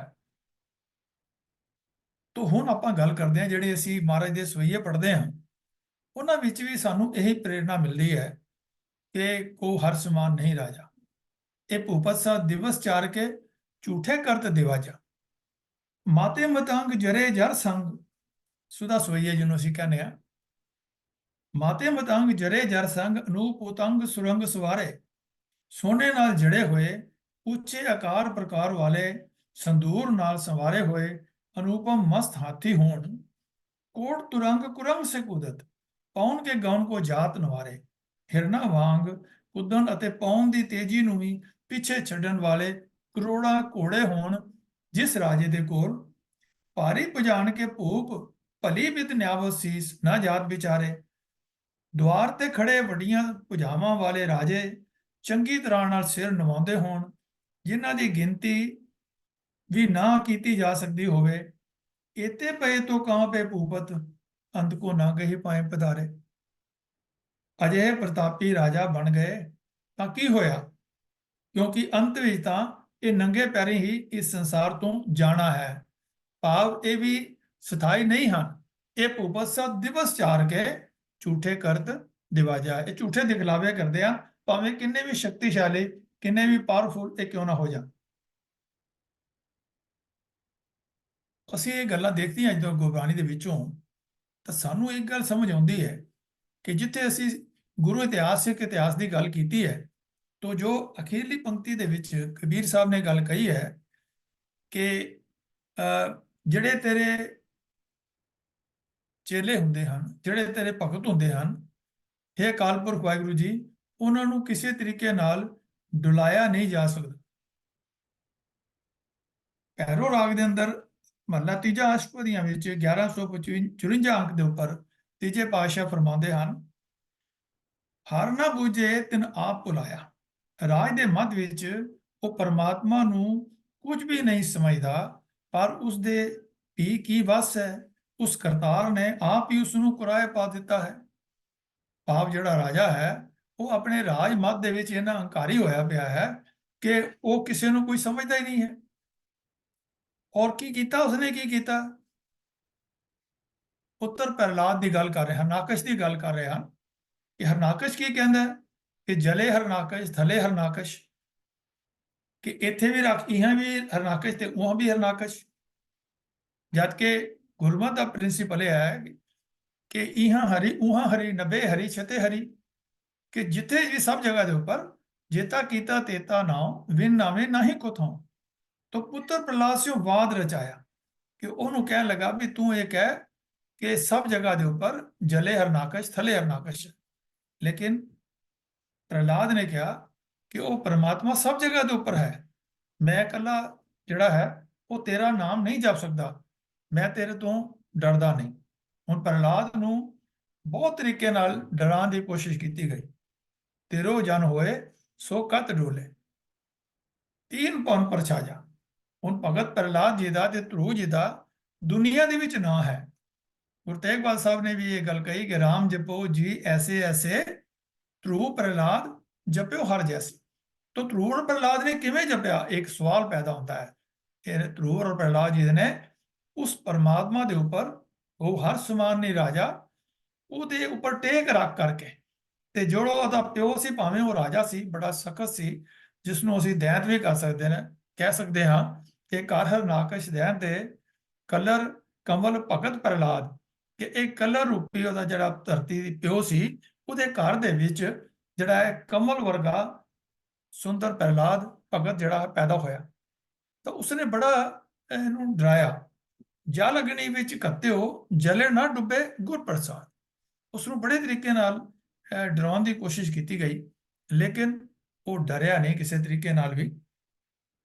ਉਸਨੇ ਜਦੋਂ ਪ੍ਰਹਿਲਾਦ ਨੂੰ ਡਰਾਉਣ ਦੀ ਕੋਸ਼ਿਸ਼ ਕੀਤੀ ਤਾਂ ਪੁੱਤਰ ਪ੍ਰਹਿਲਾਦ ਸਿਓ ਵਾਦ ਰਚਾਇਆ। ਉਸਨੇ ਆਪਣੇ ਪੁੱਤਰ ਪ੍ਰਹਿਲਾਦ ਨਾਲ ਝਗੜਾ ਖੜਾ ਕਰ ਲਿਆ। ਝਗੜਾ ਇਹ ਖੜਾ ਕਿਹਾ ਕਿ ਤੂੰ ਰੱਬ ਦਾ ਨਾਂ ਨਾ ਲੈ ਤੇ ਤੂੰ ਮੇਰਾ ਨਾਂ ਲੈ। ਲੇਕਿਨ ਪ੍ਰਹਿਲਾਦ ਦੇ ਮਨ ਵਿੱਚ ਸੀਗਾ, ਉਹ ਹਰ ਸਮਾਨ ਨਹੀਂ ਰਾਜਾ, ਇਹ ਭੁਵਤ ਸਭ ਜਿਵਤ ਚਾਰ ਕੇ ਝੂਠੇ ਕਰਦ ਦਵਾਜਾ। ਇਹ ਕੀ ਮੁਕਾਬਲੇ ਤੇ ਹਨ ਪਰਮਾਤਮਾ ਦੇ ਬਰਾਬਰ ਦੇ ਉੱਪਰ, ਤੇ ਇਹਦਾ ਮੈਂ ਭੈ ਨਹੀਂ ਕਰਨਾ, ਡਰ ਨਹੀਂ ਕਰਨਾ। ਤੇਰੋ ਜਨ ਹੋਏ ਸੋ ਕਦ ਡੋਲਾ, ਅੰਧਾ ਨਾ ਬੂਝੇ ਕਾਲ ਨੇੜੇ ਆਇਆ। ਕਿ ਉਹ ਹਰਨਾਕਸ਼ ਰਾਜ ਦੇ ਨਸ਼ੇ ਵਿੱਚ ਅੰਨਾ ਹੋਇਆ, ਇਹ ਨਹੀਂ ਸੀ ਸਮਝਦਾ ਕਿ ਇਹ ਤਾਂ ਜਿਹੜਾ ਮੈਂ ਧੱਕਾ ਕਰ ਰਿਹਾ ਪ੍ਰਹਿਲਾਦ ਦੇ ਉੱਤੇ, ਅੰਤ ਵਿੱਚ ਇਹੀ ਮੇਰੀ ਮੌਤ ਦਾ ਜਿਹੜਾ ਹੈ ਕਾਰਨ ਬਣੇਗਾ, ਔਰ ਮੇਰੇ ਮੌਤ ਜਿਹੜੀ ਆ ਉਹ ਨੇੜੇ ਹੋ ਜਾਏਗੀ। ਤਾਂ ਪ੍ਰਹਿਲਾਦ ਨੂੰ ਕੀ ਕੀਤਾ ਉਹਨਾਂ ਨੇ? ਪ੍ਰਹਿਲਾਦ ਕੋਠੇ ਵਿੱਚ ਰੱਖਿਆ, ਬਾਹਰ ਦਿਆ ਤਾਲਾ। ਹਰਨਾਕਸ਼ ਨੇ ਪ੍ਰਹਿਲਾਦ ਨੂੰ ਕੋਠੇ ਵਿੱਚ ਬੰਦ ਕਰਕੇ ਬਾਹਰ ਤਾਲਾ ਲਗਾ ਦਿੱਤਾ। ਪਰ ਨਿਰਭਉ ਬਾਲਕ ਮੂਲ ਨਾ ਡਰੇ, ਕਿਉਂਕਿ ਪ੍ਰਹਿਲਾਦ ਨਿਰਭਉ ਸੀ, ਉਸ ਦਾ ਭਰੋਸਾ ਉਹ ਹਰ ਸਮਾਨ ਨਹੀਂ ਰਾਜਾ ਅਕਾਲ ਪੁਰਖ ਤੇ ਸੀ, ਪਰਮਾਤਮਾ ਰੱਬ ਦੇ ਉੱਪਰ ਸੀ। ਇਸ ਕਰਕੇ ਉਹ ਬਿਲਕੁਲ ਹੀ ਡਰਿਆ ਨਹੀਂ, ਉਹਦੇ ਮਨ ਵਿੱਚ ਡਰਨ ਦੀ ਕੋਈ ਗੱਲ ਹੀ ਨਹੀਂ ਆਈ। ਔਰ ਮੇਰੇ ਅੰਦਰ ਗੁਰ ਗੋਪਾਲਾ, ਤੇ ਉਹ ਕਹਿਣ ਲੱਗਾ ਕਿ ਮੇਰੇ ਅੰਦਰ ਤਾਂ ਸਭੇ ਘਟ ਰਾਮ ਬੋਲੇ ਹੈ, ਮੇਰੇ ਅੰਦਰ ਤਾਂ ਪਰਮਾਤਮਾ ਮੇਰੇ ਅੰਦਰ ਵਸ ਰਿਹਾ ਹੈ, ਕੋਈ ਦੂਰ ਥੋੜੀ ਵਸਿਆ ਕਿਤੇ ਜਿੱਥੇ ਜਾ ਕੇ ਮੈਂ ਉਸ ਨੂੰ ਗੱਲ ਕਹਿਣੀ, ਅਪੀਲ ਕਰਨੀ ਜਾਂ ਕੁਝ ਕਰਨੀ ਹੈ। ਤਾਂ ਪਰਮਾਤਮਾ ਮੇਰੇ ਅੰਦਰ ਹੈ, ਉਹ ਮੈਨੂੰ ਡੋਲਣ ਨਹੀਂ ਦਿੰਦਾ। ਉਹ ਅਕਾਲ ਪੁਰਖ ਦੇ ਉੱਪਰ ਇੰਨਾ ਭਰੋਸਾ ਸੀ ਉਸਦਾ। ਤਾਂ ਕੀਤਾ ਹੋਵੇ ਸਰੀਕੀ ਕਰੇ ਅਨਹੋਂਦਾ ਨਾਉ ਧਰਾਇਆ। ਪਰਮਾਤਮਾ ਦਾ ਪੈਦਾ ਕੀਤਾ ਹੋਇਆ ਜਿਹੜਾ ਮਨੁੱਖ ਪਰਮਾਤਮਾ ਨਾਲ ਬਰਾਬਰੀ ਕਰਨ ਲੱਗ ਪੈਂਦਾ ਹੈ, ਭਾਵ ਉਸਦਾ ਪਿਓ, ਭਾਵ ਕੋਈ ਵੀ ਦੁਨਿਆਵੀ ਤਾਕਤ ਜਾਂ ਰਾਜਾ, ਉਹ ਸਮਰੱਥਾ ਤੋਂ ਬਿਨਾਂ ਹੀ ਆਪਣਾ ਨਾਮ ਵੱਡਾ ਰੱਖ ਲੈਂਦਾ ਹੈ। ਉਹਦੇ ਅੰਦਰ ਕੋਈ ਜਿਹੜੀ ਹੈ ਉਹ ਤਾਕਤ ਨਹੀਂ ਹੁੰਦੀ, ਲੇਕਿਨ ਉਸ ਤਾਕਤ ਦੇ ਵਿਖਾਵੇ ਕਰਕੇ ਝੂਠੇ ਕਰਦ ਦਿਵਾਜਾ, ਕਿ ਉਹ ਦੁਨੀਆ ਦੇ ਵਿੱਚ ਜਿਹੜੇ ਕੁਝ ਸਮਝਦਾ ਹੈ ਕਿ ਮੇਰੇ ਕੋਲ ਇੰਨੇ ਸੈਨਿਕ ਹਨ, ਮੇਰੇ ਕੋਲ ਇੰਨੇ ਰੁਪਏ ਪੈਸੇ ਹਨ, ਮੇਰੇ ਕੋਲ ਇੰਨਾ ਹੋਰ ਜਿਹੜਾ ਪੈਰਾਫਰਨੀਲੀਆ ਹੈ, ਤੇ ਮੈਂ ਜਿਹੜਾ ਅਕਾਲ ਪੁਰਖ ਦਾ ਭਗਤ ਹੈ ਉਹਨੂੰ ਮੈਂ ਡਰਾ ਕੇ ਆਪਣਾ ਸਿਮਰਨ ਕਰਨ ਵਾਸਤੇ ਉਹਨੂੰ ਮੈਂ ਕੰਪੈਲ ਕਰ ਸਕਦਾ। ਲੇਕਿਨ ਭਗਤ ਜਿਹੜਾ ਇੰਨਾ ਦ੍ਰਿੜ ਹੁੰਦਾ ਹੈ ਕਿ ਉਹ ਬਿਲਕੁਲ ਹੀ ਆਪਣੇ ਮਨ ਦੇ ਵਿੱਚ ਨਿਰਭੈਤਾ ਰੱਖਦਾ ਹੈ, ਉਹ ਡਰਦਾ ਨਹੀਂ ਹੈ। ਜੋ ਤੁਰ ਲਿਖਿਆ ਸੋ ਆਏ ਪਹੁੰਚਾ, ਜਨ ਸਿਓ ਵਾਦ ਰਚਾਇਆ। ਹਰਨਾਕਸ਼ ਨੇ ਭਗਤ ਪ੍ਰਹਿਲਾਦ ਦੇ ਨਾਲ ਝਗੜਾ ਛੇੜ ਲਿਆ।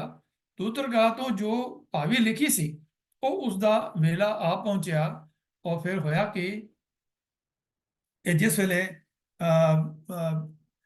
ਉਸ ਸਾਖੀ ਦੇ ਮੁਤਾਬਕ ਜੋ ਸੁਣਨ ਨੂੰ ਸਾਨੂੰ ਆਉਂਦੀ ਹੈ ਕਿ ਜਿਸ ਵੇਲੇ ਉਸ ਥੰਮ ਦੇ ਵਿੱਚੋਂ ਜਿਹਦੇ ਨਾਲ ਪ੍ਰਹਿਲਾਦ ਨੂੰ ਬੰਨਿਆ ਗਿਆ ਔਰ ਉਸ ਨੂੰ ਤੱਤੇ ਥੰਮੇ ਦੇ ਨਾਲ ਬੰਨਿਆ ਗਿਆ, ਤੇ ਉਸ ਵਿੱਚੋਂ ਵੀ ਉਹ ਜਿਹੜਾ ਹੈ ਡਰਿਆ ਨਹੀਂ। ਤੇ ਉਸ ਵੇਲੇ ਫਿਰ ਨਰਸਿੰਘ ਰੂਪ ਅਵਤਾਰ ਧਾਰ ਕੇ ਉਸ ਨੂੰ ਹਰਨਾਕਸ਼ ਨੂੰ, ਜਿਹਨੇ ਬੜੇ ਵਰ ਲਏ ਹੋਏ ਸਨ ਕਿ ਨਾ ਮੈਂ ਥੱਲੇ ਮਰਾਂ, ਨਾ ਮੈਂ ਉੱਪਰ ਮਰਾਂ, ਨਾ ਦਰਵਾਜ਼ੇ ਦੇ ਅੰਦਰ ਮਰਾਂ ਤੇ ਨਾ ਦਰਵਾਜ਼ੇ ਤੋਂ ਬਾਹਰ ਮਰਾਂ, ਨਾ ਧਰਤੀ ਤੇ ਮਰਾਂ ਤੇ ਨਾ ਅਸਮਾਨ ਤੇ ਮਰਾਂ, ਨਾ ਮੈਂ ਕਿਸੇ ਸ਼ਸਤਰ ਨਾਲ ਮਰਾਂ। ਤਾਂ ਉਸ ਨੂੰ ਫਿਰ ਉਸ ਪਰਮਾਤਮਾ ਨੇ ਆਪਣੇ ਪੱਟਾਂ ਤੇ ਰੱਖ ਕੇ ਤੇ ਆਪਣੇ ਨੋਹਾਂ ਨਾਲ ਉਹਦਾ ਛਾਤੀ ਪਾੜ ਕੇ ਉਸ ਨੂੰ ਮਾਰਿਆ। ਤੇ ਪ੍ਰਹਿਲਾਦ ਦੀ ਜਿਹੜੀ ਹੈ ਉਹ ਸੋਭਾ ਹੋਈ, ਹਰ ਜੁਗ ਜੁਗ ਭਗਤ ਉਪਾਇਆ, ਪੈਜ ਰੱਖਦਾ ਆਇਆ ਰਾਮ ਰਾਜੇ, ਹਰਨਾਕਸ਼ ਦੁਸ਼ਟ ਅਰ ਮਾਰਿਆ, ਪ੍ਰਹਿਲਾਦ ਰਾਇਆ। तो इस तरीके ਨਾਲ ਆਪਣੇ ਸੇਵਕ ਕੋ ਦੇ ਵਡਿਆਈ, ਭਗਤਾਂ ਮਨ ਆਨੰਦ ਵਜੀ ਵਿਦਾਈ। ਭਗਤਾਂ ਦੇ ਮਨ ਵਿੱਚ ਸਦਾ ਆਨੰਦ ਚੜ੍ਹਦੀ ਕਲਾ ਬਣੀ ਰਹਿੰਦੀ ਹੈ, ਕਿਉਂਕਿ ਉਹਨਾਂ ਨੂੰ ਉਹ ਹਰ ਸਮਾਨੀ ਰਾਜਾ, ਉਸ ਰਾਜਾ ਅਕਾਲ ਪੁਰਖ ਜੋ ਰਾਜਾ ਹੈ, ਉਹ ਰਾਜਨ ਕੇ ਰਾਜਾ ਦੇ ਨਾਲ ਉਹਨਾਂ ਦਾ ਸੰਪਰਕ ਜਿਹੜਾ ਹੈ ਬਣਦਾ ਹੈ, ਔਰ ਉਹਦੇ ਹੀ ਉਹ ਸੇਵਕ ਹੁੰਦੇ ਹਨ। ਆਪਣੇ ਸੇਵਕ ਕੋ ਦੇ ਵਡਿਆਈ, ਭਗਤ ਜਾਣਦੇ ਹਨ ਕਿ ਪਰਮਾਤਮਾ ਦੇ ਉੱਪਰ ਵਿਸ਼ਵਾਸ ਰੱਖਣ ਨਾਲ ਆਪਣੇ ਭਗਤ ਨੂੰ ਲੋਕ ਪਰਲੋਕ ਵਿੱਚ ਪਰਮਾਤਮਾ ਇੱਜ਼ਤ ਦਿੰਦਾ ਹੈ। ਉਹ ਜਮਨ ਮਰਨਾ ਮੋਹ ਉਪਾਇਆ, ਕਰਤਾਰ ਨੇ ਆਪ ਹੀ ਜਨਮ ਮਰਨ ਦਾ ਗੇੜ ਬਣਾਇਆ ਹੈ ਤੇ ਆਪ ਹੀ ਜੀਵਾਂ ਦੇ ਅੰਦਰ ਮਾਇਆ ਦਾ ਮੋਹ ਪੈਦਾ ਕੀਤਾ ਹੈ। ਤੋ ਆਵਨ ਜਾਣਾ ਕਰਤੇ ਲਿਖ ਪਾਇਆ, ਜਗਤ ਵਿੱਚ ਆਉਣਾ ਜਗਤ ਤੋਂ ਚਲੇ ਜਾਣਾ, ਇਹ ਲੇਖ ਕਰਤਾਰ ਨੇ ਆਪ ਹੀ ਹਰੇਕ ਜੀਵ ਦੇ ਮੱਥੇ ਉੱਤੇ ਲਿਖਿਆ ਹੈ। ਤੋ ਇਸ ਕਰਕੇ ਦੁਨਿਆਵੀ ਤਾਕਤ ਤੋਂ, ਦੁਨਿਆਵੀ ਰਾਜਾਂ ਤੋਂ, ਦੁਨਿਆਵੀ ਭੈ ਤੋਂ ਜੋ ਭਗਤ ਹੈ ਉਹ ਡਰਦਾ ਨਹੀਂ ਹੈ, ਕਿਉਂਕਿ ਉਹਨੂੰ ਪਤਾ ਹੈ ਕਿ ਜੰਮਣ ਮਰਨਾ ਹੁਕਮ ਹੈ, ਆਣੇ ਆਵੇ ਜਾਏ। ਤੋ ਰਾਜੇ ਦੇ ਪਾਸ ਜਿਹੜੀ ਹੈ ਉਹ ਜਿਹੜੀ ਹੈ ਦਿੱਤੀ ਗਈ ਪ੍ਰਹਲਾਦ ਦੇ ਜਿਹੜੇ ਖਿਲਾਫ ਉਹਨੂੰ ਕੰਪਲੇਂਟ ਕੀਤੀ ਗਈ ਕਿ ਇਹ ਕਿਸ ਤਰੀਕੇ ਦੇ ਨਾਲ ਇਹ ਕਹਿੰਦਾ ਹੈ ਕਿ ਮੈਂ ਤਾਂ ਪਰਮਾਤਮਾ ਦਾ ਨਾਮ ਹੀ ਜਪਣਾ ਹੈ, ਮੈਂ ਹਰਨਾਕਸ਼ ਦਾ ਨਾਮ ਨਹੀਂ ਜਪਣਾ। ਤੇ ਉਹਦੇ ਨਾਲ ਜਿਹੜੇ ਸਹਿਪਾਠੀ ਸਨ ਉਹਨਾਂ ਨੇ ਵੀ ਆ ਕਰਕੇ ਉਹਨਾਂ ਦੇ ਜਿਹੜੀ ਹੈ ਉਲਟ ਜਿਹੜੀ ਆਪਣੀ ਕੰਪਲੇਂਟ ਕੀਤੀ। ਤੋ ਇਹਨਾਂ ਦੇ ਜਿਹੜੀ ਥੰਪਾੜ ਪ੍ਰਗਟਿਆ ਨਰਸਿੰਘ ਰੂਪ ਅਨਾਦ, ਬੇਮੁਖ ਪਕੜ ਪਛਾੜੀਆਂ ਸੰਤ ਸਹਾਈ ਆਦ ਜੁਗਾਦ। ਭਾਈ ਗੁਰਦਾਸ ਜੀ ਨੇ ਵੀ ਵਾਰ 10ਵੀਂ ਪੌੜੀ ਦੂਸਰੀ ਦੇ ਵਿੱਚ ਇਸ ਦਾ ਵਰਣਨ ਕੀਤਾ ਹੈ, ਔਰ ਉੱਥੇ ਥੱਲੇ ਇੱਕ ਨੋਟ ਦਿੱਤਾ ਹੈ ਕਿ ਮੁਲਤਾਨ ਦਾ ਨਾਸਤਕ ਰਾਜਾ ਹਰਨਾਕਸ਼ ਤੇ ਉਸ ਦਾ ਭਰਾ ਹਿਰਣਕਸ਼ਪ ਪਰਮੇਸ਼ਰ ਤੋਂ ਮੁਕਰਦੇ ਸਨ, ਔਰ ਨਿਜ ਨੂੰ ਪਰਮੇਸ਼ਰ ਆਖਦੇ ਸਨ। ਸਾਰੀ ਪ੍ਰਜਾ ਨੂੰ ਜ਼ੁਲਮ ਨਾਲ ਨਾਸਤਕ ਬਣਾਉਂਦੇ ਸਨ, ਪਰ ਹਰਨਾਕਸ਼ ਦਾ ਆਪਣਾ ਪੁੱਤਰ ਹੀ ਪਰਮੇਸ਼ਰ ਦਾ ਭਗਤ ਨਿਕਲ ਆਇਆ ਅਤੇ ਇਸ ਨੂੰ ਨਾਨਾ ਪ੍ਰਕਾਰ ਦੇ ਭਿਆਨਕ ਕਸ਼ਟ ਦਿੱਤੇ ਗਏ ਕਿ ਆਪਣੇ ਭਰੋਸੇ ਤੋਂ ਟਲੇ, ਪਰ ਉਹ ਸਿੱਧ ਅਵਸਥਾ ਨੂੰ ਪਹੁੰਚਿਆ ਬਾਲਕ ਨਾ ਟਲਿਆ।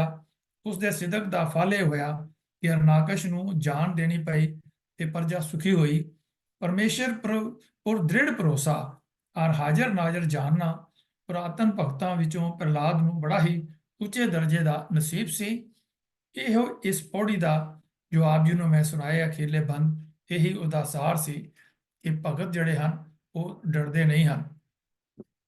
ਹੁਣ ਆਪਾਂ ਜਿਵੇਂ ਪ੍ਰਹਲਾਦ ਦੀ ਗੱਲ ਕੀਤੀ ਹੈ, ਇਸ ਤਰ੍ਹਾਂ ਧਰੂ ਦੀ ਵੀ ਗੱਲ ਅਸੀਂ ਕਰਦੇ ਹਾਂ ਕਿ ਧਰੂ ਨੂੰ ਵੀ ਜਿਹੜਾ ਹੈ ਉਸਦਾ ਪਿਓ ਜਿਹੜਾ ਹੈ ਉਹ ਇਹੀ ਕਹਿੰਦਾ ਸੀਗਾ ਕਿ ਤੂੰ ਪਰਮਾਤਮਾ ਦਾ ਨਾਂ ਛੱਡ ਦੇ, ਲੇਕਿਨ ਉਹ ਮੰਨਦਾ ਨਹੀਂ ਸੀ ਇਸ ਗੱਲ ਨੂੰ, ਕਿਉਂਕਿ ਉਸਦੇ ਪਿਓ ਦੇ 2 ਵਿਆਹ ਸਨ। ਇਸ ਕਰਕੇ ਇਹ ਜੋ ਵੱਡੀ ਰਾਣੀ ਦਾ ਪੁੱਤਰ ਸੀ ਔਰ ਛੋਟੀ ਰਾਣੀ ਦਾ ਵੀ ਇੱਕ ਪੁੱਤਰ ਸੀ, ਤੇ ਇਹ ਵੀ ਖੇਡਦਾ ਖੇਡਦਾ ਆ ਕਰਕੇ ਆਪਣੇ ਪਿਓ ਦੀ ਗਲਵਕੜੀ ਦੇ ਵਿੱਚ ਬਹਿ ਗਿਆ। ਤਾਂ ਧਰੂ ਹੱਸਦਾ ਘਰ ਆਇਆ, ਕਰ ਪਿਆਰ ਪਿਓ ਕੁਛੜ ਲਿੱਤਾ, ਡੱਡੋ ਲਿਕਾ ਮਾਂ ਪੁੱਛੇ ਤੂੰ ਸੁਆਣੀ ਹੈ ਕਿ ਸਰੀਤਾ।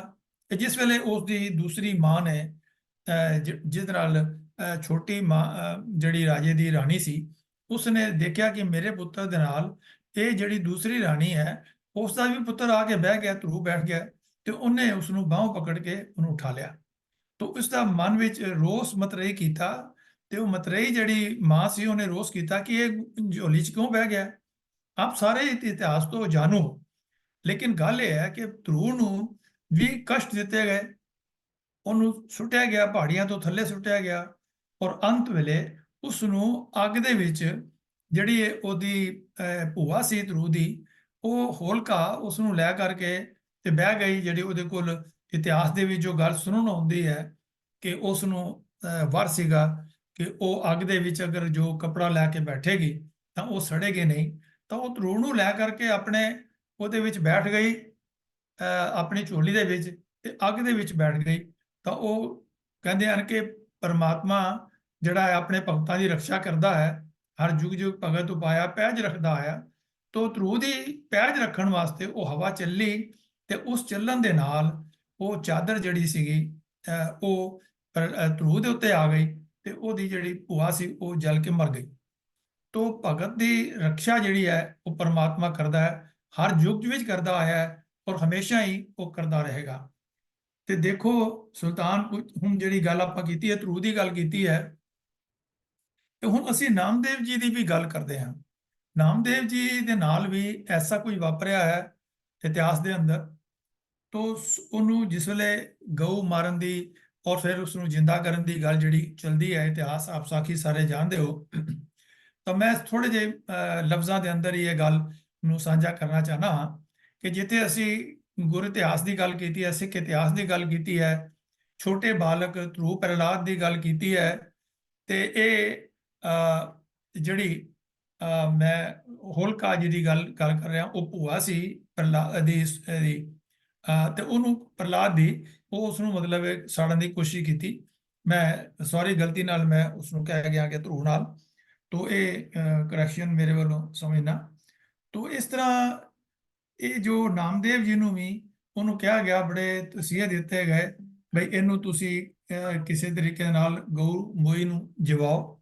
ਲੇਕਿਨ ਜੋ ਭਗਤ ਜੀ ਹਨ ਨਾਮਦੇਵ ਜੀ, ਉਹ ਬਿਲਕੁਲ ਦ੍ਰਿੜ ਰਹੇ ਤੇ ਉਹਨਾਂ ਨੇ ਬਿਲਕੁਲ ਵੀ ਡਰ ਨਹੀਂ ਮਹਿਸੂਸ ਕੀਤਾ ਰਾਜੇ ਦਾ।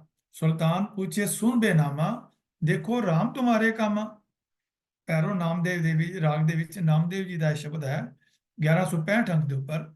ਤੇ ਨਾਮਾ ਸੁਲਤਾਨ ਨੇ ਬਾਦਲਾ, ਕਿ ਸੁਲਤਾਨ ਨੇ ਨਾਮੇ ਨੂੰ ਬੰਨ ਲਿਆ ਤੇ ਕਿਹਾ ਦੇਖੋ ਤੇਰਾ ਹਰ ਬੀਠਲਾ, ਕਿ ਮੈਂ ਤੇਰਾ ਜਿਹੜਾ ਤੂੰ ਬੀਠਲਾ ਬੀਠਲਾ ਕਰਨਾ ਹੈ, ਬੜਾ ਉਹਦਾ ਜਸ ਕਹਿਣਾ ਹੈ, ਤੇ ਮੈਂ ਦੇਖਦਾ ਮੈਂ ਕਿ ਬਿਸਮਿਲ ਗਊ ਦੇ ਜਵਾਏ, ਕਿ ਇਹ ਜਿਹੜੀ ਗਾਂ ਜਿਹੜੀ ਹੈ ਇਸ ਨੂੰ ਤੂੰ ਜਵਾ ਕੇ ਦਿਖਾ, ਇਹਨੂੰ ਜਿੰਦਾ ਕਰ, ਨਾਤਰ ਗਰਦਨ ਮਾਰੋਂ ਉਠਾਏ, ਨਹੀਂ ਤਾਂ ਮੈਂ ਤੈਨੂੰ ਇੱਥੇ ਹੀ ਹੁਣੇ ਹੀ ਤੇਰੀ ਗਰਦਨ ਕੱਟ ਦਿਆਂਗਾ, ਤੈਨੂੰ ਮਾਰ ਦਿਆਂਗਾ। ਲੇਕਿਨ ਨਾਮਦੇਵ ਜੀ ਡਰੇ ਨਹੀਂ, ਔਰ ਉਹਨੇ ਕਿਹਾ ਕਿ ਬਾਦਸ਼ਾਹ ਐਸੇ ਕਿਉਂ ਹੋਏ, ਕਿ ਬਾਦਸ਼ਾਹ ਕੀ ਇਹੋ ਜੀ ਗੱਲ ਕਿਵੇਂ ਹੋ ਸਕਦੀ ਹੈ। ਨਾਮਦੇਵ ਜੀ ਨੇ ਕਿਹਾ ਹੈ ਕਿ ਬਿਸਮਲ ਕੀਆ ਨਾ ਜੀਵੇ ਕੋਈ, ਕਦੇ ਕੋਈ ਮੋਇਆ ਹੋਇਆ ਮੁੜ ਨਹੀਂ ਜੀਵਿਆ, ਤੇ ਇਹ ਕਿਵੇਂ ਹੋ ਸਕਦਾ ਹੈ ਕਿ ਗਊ ਮਰ ਗਈ ਹੋਵੇ ਤੇ ਮੈਂ ਉਸ ਨੂੰ ਜਿੰਦਾ ਕਰ ਦਿਆਂ। ਪਰ ਮੇਰਾ ਕੀਆ ਕਛੂ ਨਾ ਹੋਏ, ਕਿ ਮੇਰਾ ਕੀਤਾ ਕੁਝ ਨਹੀਂ ਹੋ ਸਕਦਾ, ਮੈਂ ਕੁਝ ਕਰ ਨਹੀਂ ਸਕਦਾ। ਹਾਂ ਕਰ ਹੈ ਰਾਮ ਹੋਏ ਹੈ ਸੋਏ, ਕਿ ਜੇਕਰ ਰਾਮ ਕਰੇ, ਪਰਮਾਤਮਾ ਕਰੇ, ਤਾਂ ਸਭ ਕੁਝ ਹੋ ਸਕਦਾ ਹੈ। ਇਹਨਾਂ ਵਿਸ਼ਵਾਸ ਜਿਹੜਾ ਹੈ ਉਹਨਾਂ ਦੇ ਉੱਪਰ ਭਗਤ ਨਾਮਦੇਵ ਜੀ ਦਾ ਅਕਾਲ ਪੁਰਖ ਦੇ ਉੱਤੇ ਸੀ। ਤੇ ਫਿਰ ਬਾਦਸ਼ਾਹ ਨੇ ਹੰਕਾਰ ਦੇ ਵਿੱਚ ਆ ਗਿਆ ਤੇ ਉਹਨੂੰ ਕਿਹਾ ਵੀ ਮੈਂ ਤੇਰਾ ਗਰਦਨ ਕੱਟ ਦਿਆਂਗਾ ਜੇ ਤੂੰ ਇਹ ਮੋਹੀ ਹੋਈ ਗਊ ਨਹੀਂ ਜਵਾਏਗਾ। ਤਾਂ ਫਿਰ ਉੱਥੇ ਮਾਂ ਉਹਦੀ ਆ ਗਈ ਨਾਮਦੇਵ ਜੀ ਦੀ, ਤੇ ਰੁਦਨ ਕਰੇ ਨਾਮੇ ਕੀ ਮਾਏ, ਕਿ ਨਾਮਦੇਵ ਜੀ ਦੀ ਮਾਂ ਰੋਣ ਲੱਗ ਪਈ, ਕਹਿਣ ਲੱਗੀ ਛੋੜ ਰਾਮ ਕੀ ਨਾ ਭਜੇ ਖੁਦਾਏ। ਹੁਣ ਦੇਖੋ ਕਿੱਥੇ ਰਾਮ ਦੇ ਉੱਪਰ, ਪਰਮਾਤਮਾ ਦੇ ਉੱਪਰ ਨਾਮਦੇਵ ਜੀ ਦਾ ਵਿਸ਼ਵਾਸ ਹੈ, ਤੇ ਉਹਦੀ ਮਾਂ ਡੋਲ ਗਈ ਹੈ, ਲੇਕਿਨ ਨਾਮਦੇਵ ਜੀ ਨਹੀਂ ਡੋਲੇ। ਛੋੜ ਰਾਮ ਕੀ ਨਾ ਭਜੇ ਖੁਦਾਏ, ਉਹਦੀ ਮਾਂ ਕਹਿੰਦੀ ਕਿ ਤੂੰ ਛੋੜ ਦੇ ਰਾਮ ਨੂੰ ਭਜਨ ਕਰਾ, ਤੇ ਖੁਦਾ ਖੁਦਾ ਕਰਨ ਲੱਗ ਪਿਆ, ਅੱਲਾ ਅੱਲਾ ਕਰਨ ਲੱਗ ਪਿਆ। ਪਰ ਨਾਮਦੇਵ ਜੀ ਦੀ ਦ੍ਰਿੜਤਾ, ਨਾ ਹੋ ਤੇਰਾ ਪੁੰਗੜਾ ਨਾ ਤੂੰ ਮੇਰੀ ਮਾਂ, ਕਿ ਮੈਂ ਉਸ ਨੂੰ ਉੱਤਰ ਦਿੱਤਾ ਨਾਮਦੇਵ ਜੀ ਨੇ ਕਿ ਨਾ ਮੈਂ ਤੇਰਾ ਪੁੱਤਰ ਹਾਂ ਤੇ ਨਾ ਤੂੰ ਮੇਰੀ ਮਾਂ ਹੈ। ਪਿੰਡ ਪੜੇ ਤੋਂ ਹਰ ਗੁਣ ਗਾਵੇ, ਮੈਂ ਮੇਰਾ ਸਰੀਰ ਵੀ ਨਾਸ਼ ਹੋ ਜਾਏ ਤਾਂ ਵੀ ਨਾਮਾ ਹਰੀ ਦੇ ਗੁਣ ਗਾਉਂਦਾ ਰਹੇਗਾ। ਆਪ ਕੋ ਹਰ ਸਮਾਨ ਨਹੀਂ ਰਾਜਾ, ਇਹ ਭੂਪਤ ਸਾ ਦਿਵਸ ਚਾਰ ਕੇ ਝੂਠੇ ਕਰਤ ਦਿਵਾਜਾ, ਤੇਰਾ ਜਨ ਹੋਏ ਸੋ ਕਤ ਡੋਲੇ, ਤੀਨ ਪਉਨ ਪਰਛਾਜਾ। ਭਾਵ ਤਿੰਨਾਂ ਲੋਕਾਂ ਦੇ ਅੰਦਰ ਜਿਹੜੇ ਹੈ ਤੇਰੇ ਭਗਤ ਦੀ ਜੈ ਜੈਕਾਰ ਹੁੰਦੀ ਹੈ, ਕਿਉਂ ਕਿਸੇ ਦੇ ਅੰਦਰ ਹਿੰਮਤ ਹੀ ਨਹੀਂ ਹੈ ਕਿ ਤੇਰੇ ਤੇ ਵਿਸ਼ਵਾਸ ਰੱਖਣ ਵਾਲੇ ਕੋਈ ਭਗਤ ਨੂੰ ਕੋਈ ਡੁਲਾ ਸਕੇ। तो जे मेरा शरीर भी नाश हो जाए ਤਾਂ ਵੀ ਨਾਮਾ ਹਮੇਸ਼ਾ ਹੀ ਹਰੀ ਦੇ ਗੁਣ ਗਾਉਂਦਾ ਰਹੇਗਾ। ਤੇ ਉਸ ਨੂੰ ਫਿਰ ਨਾਮਦੇਵ ਜੀ ਨੂੰ ਕੀ ਕੀਤਾ ਕਿ ਉਸ ਨੂੰ ਪੋਟਲੀ ਬੰਨ ਕਰਕੇ ਉਸ ਦੀ, ਤੇ ਉਸ ਨੂੰ ਹਾਥੀ ਦੇ ਅੱਗੇ ਸੁੱਟ ਦਿੱਤਾ ਗਿਆ। ਔਰ ਉੱਥੇ ਹਾਥੀ ਦੇ ਅੱਗੇ ਸੁੱਟਣ ਨਾਲ ਕੀ ਹੋਇਆ ਕਿ ਉਹ ਡਰੇ ਨਹੀਂ ਨਾਮਦੇਵ ਜੀ, ਤੇ ਉਹ ਕਹਿਣ ਲੱਗੇ ਵੀ ਕਿਆ अपराध संत है कीना, बांध पोट कुंचर को दीना, कि मेरी पोटली बन के ਉਹਦੇ ਅੱਗੇ ਸੁੱਟ ਦਿੱਤਾ। ਲੇਕਿਨ ਉਹ ਜਿਹੜਾ ਹੈ ਹਾਥੀ ਜਿਹੜਾ ਹੈ ਉਹ ਡਰਦਾ ਹੀ ਨਹੀਂ ਹੈ। ਉਹ ਹਾਥੀ ਜਿਹੜਾ ਹੈ ਉਹ ਕਹਿੰਦਾ ਕਿ ਇਸ ਮੂਰਤ ਕੇ ਹੋਂ ਬਲਿਹਾਰ। ਨਾਮਦੇਵ ਜੀ ਨੂੰ ਕਹਿੰਦਾ ਕਿ ਮੈਂ ਇਹਦੇ ਤੋਂ ਬਲਿਹਾਰ ਜਾਣਾ ਵਾਂ ਕਿ ਇਹ ਇਹਨਾਂ ਪ੍ਰਭੂ ਦਾ ਭਗਤ ਹੈ, ਤੇ ਮੈਂ ਕਿਵੇਂ ਇਸ ਨੂੰ ਜਿਹੜਾ ਹੈ ਉਹ ਕਿਸੇ ਤਰੀਕੇ ਨਾਲ ਨੁਕਸਾਨ ਪਹੁੰਚਾ ਸਕਦਾ ਹਾਂ। ਇਸ ਅਸਲ ਦੇ ਵਿੱਚ ਭਗਤਾਂ ਦੇ ਅੰਦਰ ਇੰਨੀ ਤਾਕਤ ਸੀ ਕਿ ਭਾਵੇਂ ਉਹਨਾਂ ਦੀ ਪਾਵੋਂ ਬੇੜੀ ਹੱਥੋਂ ਤਾਲ ਸਨ, ਉਹਨਾਂ ਦੇ ਪਾਵੋਂ ਵਿੱਚ ਬੇੜੀਆਂ ਸਨ, ਹੱਥਾਂ ਵਿੱਚ ਉਹਨਾਂ ਦੇ ਜਿਹੜੇ ਹੱਥਕੜੀਆਂ ਲੱਗੀਆਂ ਹੋਈਆਂ ਸਨ, ਪਰ ਉਹਨਾਂ ਹੱਥਕੜੀਆਂ ਨਾਲ ਹੀ ਉਹ ਨਾਮਾ ਗਾਵੇ ਗੁਣ ਗੋਪਾਲ। ਨਾਮਦੇਵ ਜੀ ਉਸ ਪ੍ਰਮਾਤਮਾ ਦੇ ਨਾਲ ਜੁੜੇ ਹੋਏ ਸਨ। ਤੋ ਗੰਗ ਜਮਨ ਜੋ ਉਲਟੀ ਬਹੇ, ਇੰਨਾ ਵਿਸ਼ਵਾਸ ਰੱਬ ਦੇ ਉੱਪਰ, ਕੋਈ ਹਰ ਸਮਾਨ ਨਹੀਂ ਰਾਜਾ, ਇਹ ਭੂਪਤ ਸਾਹਿਬ ਦਿਵਸ ਚਾਰ ਕੇ ਝੂਠੇ ਕਰ ਦਿਵਾਜਾ। ਤੇ ਉਹ ਕਹਿੰਦੇ ਵੀ ਭਾਵੇਂ ਗੰਗਾ ਜਮਨਾ ਆਪਣੀ ਡਾਇਰੈਕਸ਼ਨ ਬਦਲ ਲੈਣ, ਲੇਕਿਨ ਤਉ ਨਾਮਾ ਹਰ ਕਰਤਾ ਰਹੇ, ਤਾਂ ਵੀ ਨਾਮਾ ਹਰੀ ਦੇ ਗੁਣ ਗਾਉਂਦਾ ਰਹੇਗਾ। ਤੇ ਉਸ ਦਾ ਆਪਣਾ ਧਰਮ ਛੱਡ ਕੇ, ਈਮਾਨ ਛੱਡ ਕੇ ਉਹ ਖੁਦਾ ਨਹੀਂ ਆਖੇਗਾ। ਤੋ ਇਸ ਤਰੀਕੇ ਨਾਲ ਨਾਮਦੇਵ ਜੀ ਦੀ ਵੀ ਜਿਹੜੀ ਹੈ ਪਰਮਾਤਮਾ ਨੇ ਜਿਹੜੀ ਹੈ ਉਹ ਇੱਜ਼ਤ ਰੱਖੀ, ਔਰ ਉਹਨਾਂ ਦੀ ਜਿੱਤ ਹੋਈ। ਤੇ ਉਸ ਰਾਜੇ ਨੇ ਨਾਮੇ ਕੀ ਕੀਰਤ ਰਹੀ ਸੰਸਾਰ, ਨਾਮਦੇਵ ਦੀ ਸ਼ੋਭਾ ਜਗਤ ਵਿੱਚ ਬਣੀ ਰਹੀ। ਭਗਤ ਜਨਾਂ ਲੈ ਉਧਰਿਆ ਪਾਰ, ਪ੍ਰਭੂ ਨੇ ਆਪਣੇ ਭਗਤਾਂ ਨੂੰ, ਆਪਣੇ ਸੇਵਕਾਂ ਨੂੰ ਚਰਨੀ ਲਾ ਕੇ ਜਿਹੜਾ ਹੈ ਪਾਰ ਕਰ ਦਿੱਤਾ, ਡੋਲਣ ਨਹੀਂ ਦਿੱਤਾ। ਸਗਲ ਕਲੇਸ਼ ਨਿੰਦਕ ਪਿਆ ਖੇਦ, ਇਹ ਸੋਭਾ ਸੁਣ ਕੇ ਨਿੰਦਕਾਂ ਨੂੰ ਬੜੇ ਕਲੇਸ਼ ਤੇ ਬੜਾ ਦੁੱਖ ਹੋਇਆ। ਜਿਸ ਵੇਲੇ ਵੀ ਕੋਈ ਭਗਤ ਜਿਹੜਾ ਹੈ ਉਹ ਡਰਦਾ ਨਹੀਂ ਔਰ ਉਹਦੀ ਜਿੱਤ ਹੁੰਦੀ ਹੈ, ਤਾਂ ਜਿਹੜੇ ਦੂਜੇ ਹਨ ਉਹ ਦੁਖੀ ਜਿਹੜੇ ਹਨ ਉਹ ਦੁਖੀ ਕਰਦੇ ਹਨ। ਨਾਮੇ ਨਾਰਾਇਣ ਨਹੀਂ ਭੇਦ, ਕਿਉਂਕਿ ਉਹ ਇਹ ਨਹੀਂ ਜਾਣਦੇ ਕਿ ਇਹ ਨਾਮਦੇਵ ਅਤੇ ਪਰਮਾਤਮਾ ਵਿੱਚ ਕੋਈ ਭੇਦ ਨਹੀਂ ਰਿਹਾ ਗਿਆ। ਜੋ ਪਰਮਾਤਮਾ ਦੇ ਨਾਲ ਜਿਹੜਾ ਹੈ ਉਹ ਵਾਹਿਗੁਰੂ ਦੇ ਨਾਲ ਜਿਹੜੇ ਹਨ ਉਹ ਜੁੜੇ ਰਹਿੰਦੇ ਹਨ। ਤੋ ਇਸ ਕਰਕੇ ਸਾਨੂੰ ਬੜੀ ਇਸ ਤੋਂ ਪ੍ਰੇਰਨਾ ਲੈਣੀ ਚਾਹੀਦੀ ਹੈ ਕਿ ਭਾਵੇਂ ਨਾਮਦੇਵ ਜੀ ਸਨ, ਭਾਵੇਂ ਕੋਈ ਹੋਰ ਭਗਤ ਸਨ, ਉਹਨਾਂ ਸਾਰਿਆਂ ਨੇ ਕਿਸ ਤਰੀਕੇ ਦੇ ਨਾਲ ਆਪਣੇ ਆਪ ਨੂੰ ਜਿਹੜਾ ਹੈ ਉਹ ਚੜ੍ਹਦੀ ਕਲਾ ਵਿੱਚ ਰੱਖਿਆ। ਤੋ ਇਹ ਮਨ ਦੇ ਵਿੱਚ ਖਿਆਲ ਆਇਆ ਕਿ ਤੇਰੋ ਜਨ ਹੋਏ ਸੋ ਕਤ ਡੋਲੇ, ਉਹ ਡੋਲੇ ਨਹੀਂ। ਤੀਨ ਭਵਨ ਪਰ ਛਾਜਾ, ਤਿੰਨਾਂ ਲੋਕਾਂ ਦੇ ਅੰਦਰ ਉਹਨਾਂ ਦੀ ਜਿਹੜੀ ਹੈ ਉਹ ਚੜ੍ਹਦੀ ਕਲਾ ਜਿਹੜੀ ਹੈ ਉਹ ਰੱਖੀ ਗਈ। ਔਰ ਪਰਮਾਤਮਾ ਦੇ ਜਿਹੜੇ ਨਿੰਦਾ ਕਰਦੇ ਹਨ ਉਹਨਾਂ ਨੂੰ ਦੁਸ਼ਟ ਦੈਂਤ ਜਿਹੜੇ ਹਨ ਉਹ ਚੜਾਇਆ, ਉਹਨਾਂ ਦੇ ਵਿਰੁੱਧ ਜਿਹੜਾ ਹੈ ਭੜਕਾਇਆ ਜਾਂਦਾ ਹੈ, ਭਗਤਾਂ ਦੇ ਵਿਰੁੱਧ। ਲੇਕਿਨ ਪ੍ਰਹਲਾਦ ਵਰਗੇ ਔਰ ਧਰੂ ਵਰਗੇ ਜਿਹੜੇ ਦੁਬਦਾ ਵਿੱਚ ਨਹੀਂ ਪੈਂਦੇ, ਹਰੀ ਦਾ ਨਾਮ ਨਹੀਂ ਛੱਡਦੇ, ਔਰ ਨਾ ਡਰੇ, ਨਾ ਕਿਸੇ ਦਾ ਡਰਾਇਆ, ਉਹ ਕਿਸੇ ਦਾ ਵੀ ਜਿਹੜਾ ਹੈ ਉਹ ਡਰ ਆਪਣੇ ਅੰਦਰ ਮਹਿਸੂਸ ਨਹੀਂ ਕਰਦੇ। ਤੋ ਇਹ ਰਾਜੇ ਅਸਲ ਵਿੱਚ ਕੀ ਕਰਦੇ ਹਨ?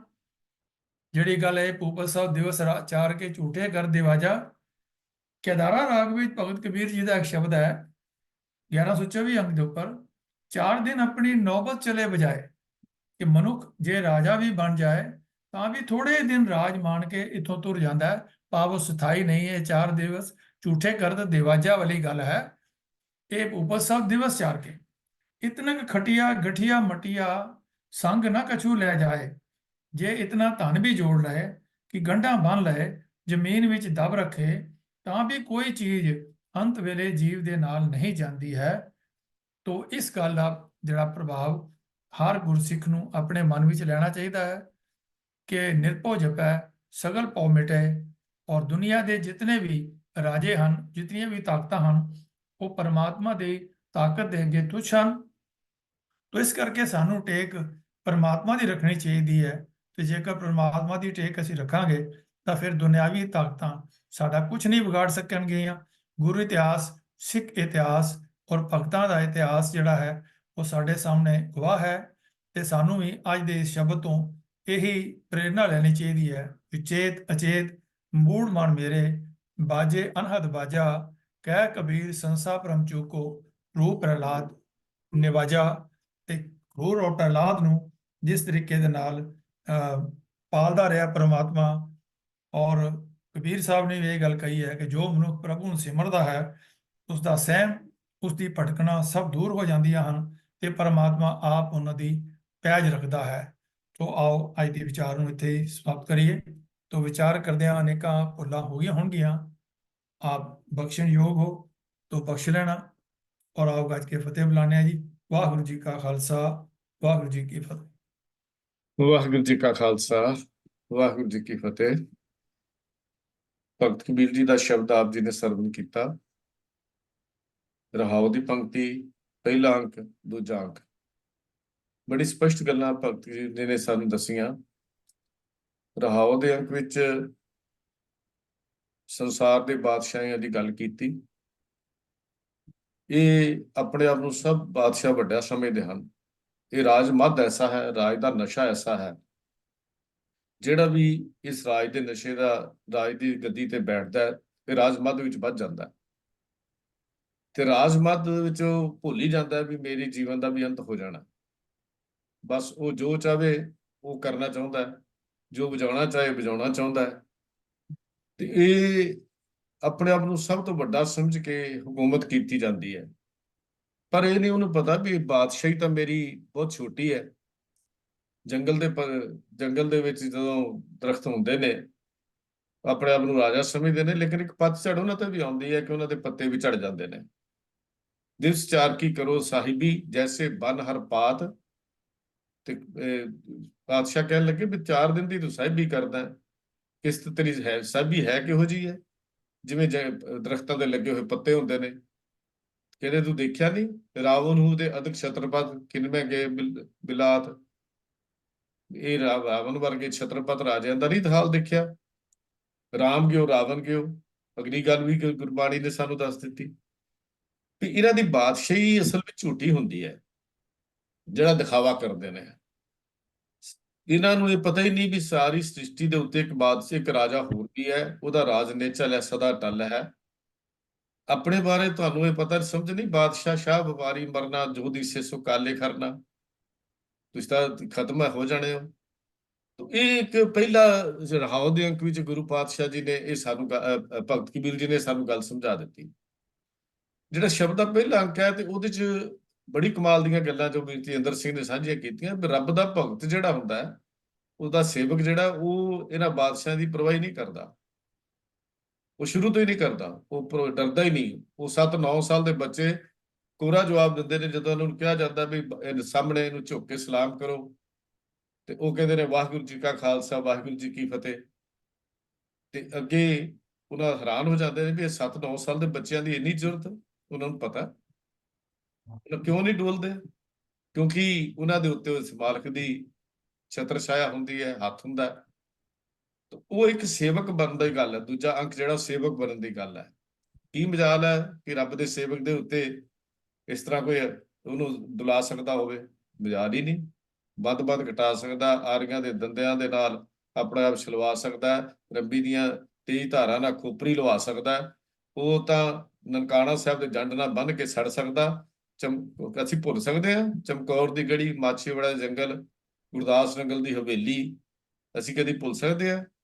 ਅੰਮ੍ਰਿਤਸਰ ਦਾ ਹਰਮੰਦਰ, ਜਿੱਥੇ 84 ਦੇ ਵਿੱਚ ਉਹ ਕੁਝ ਹੋਇਆ।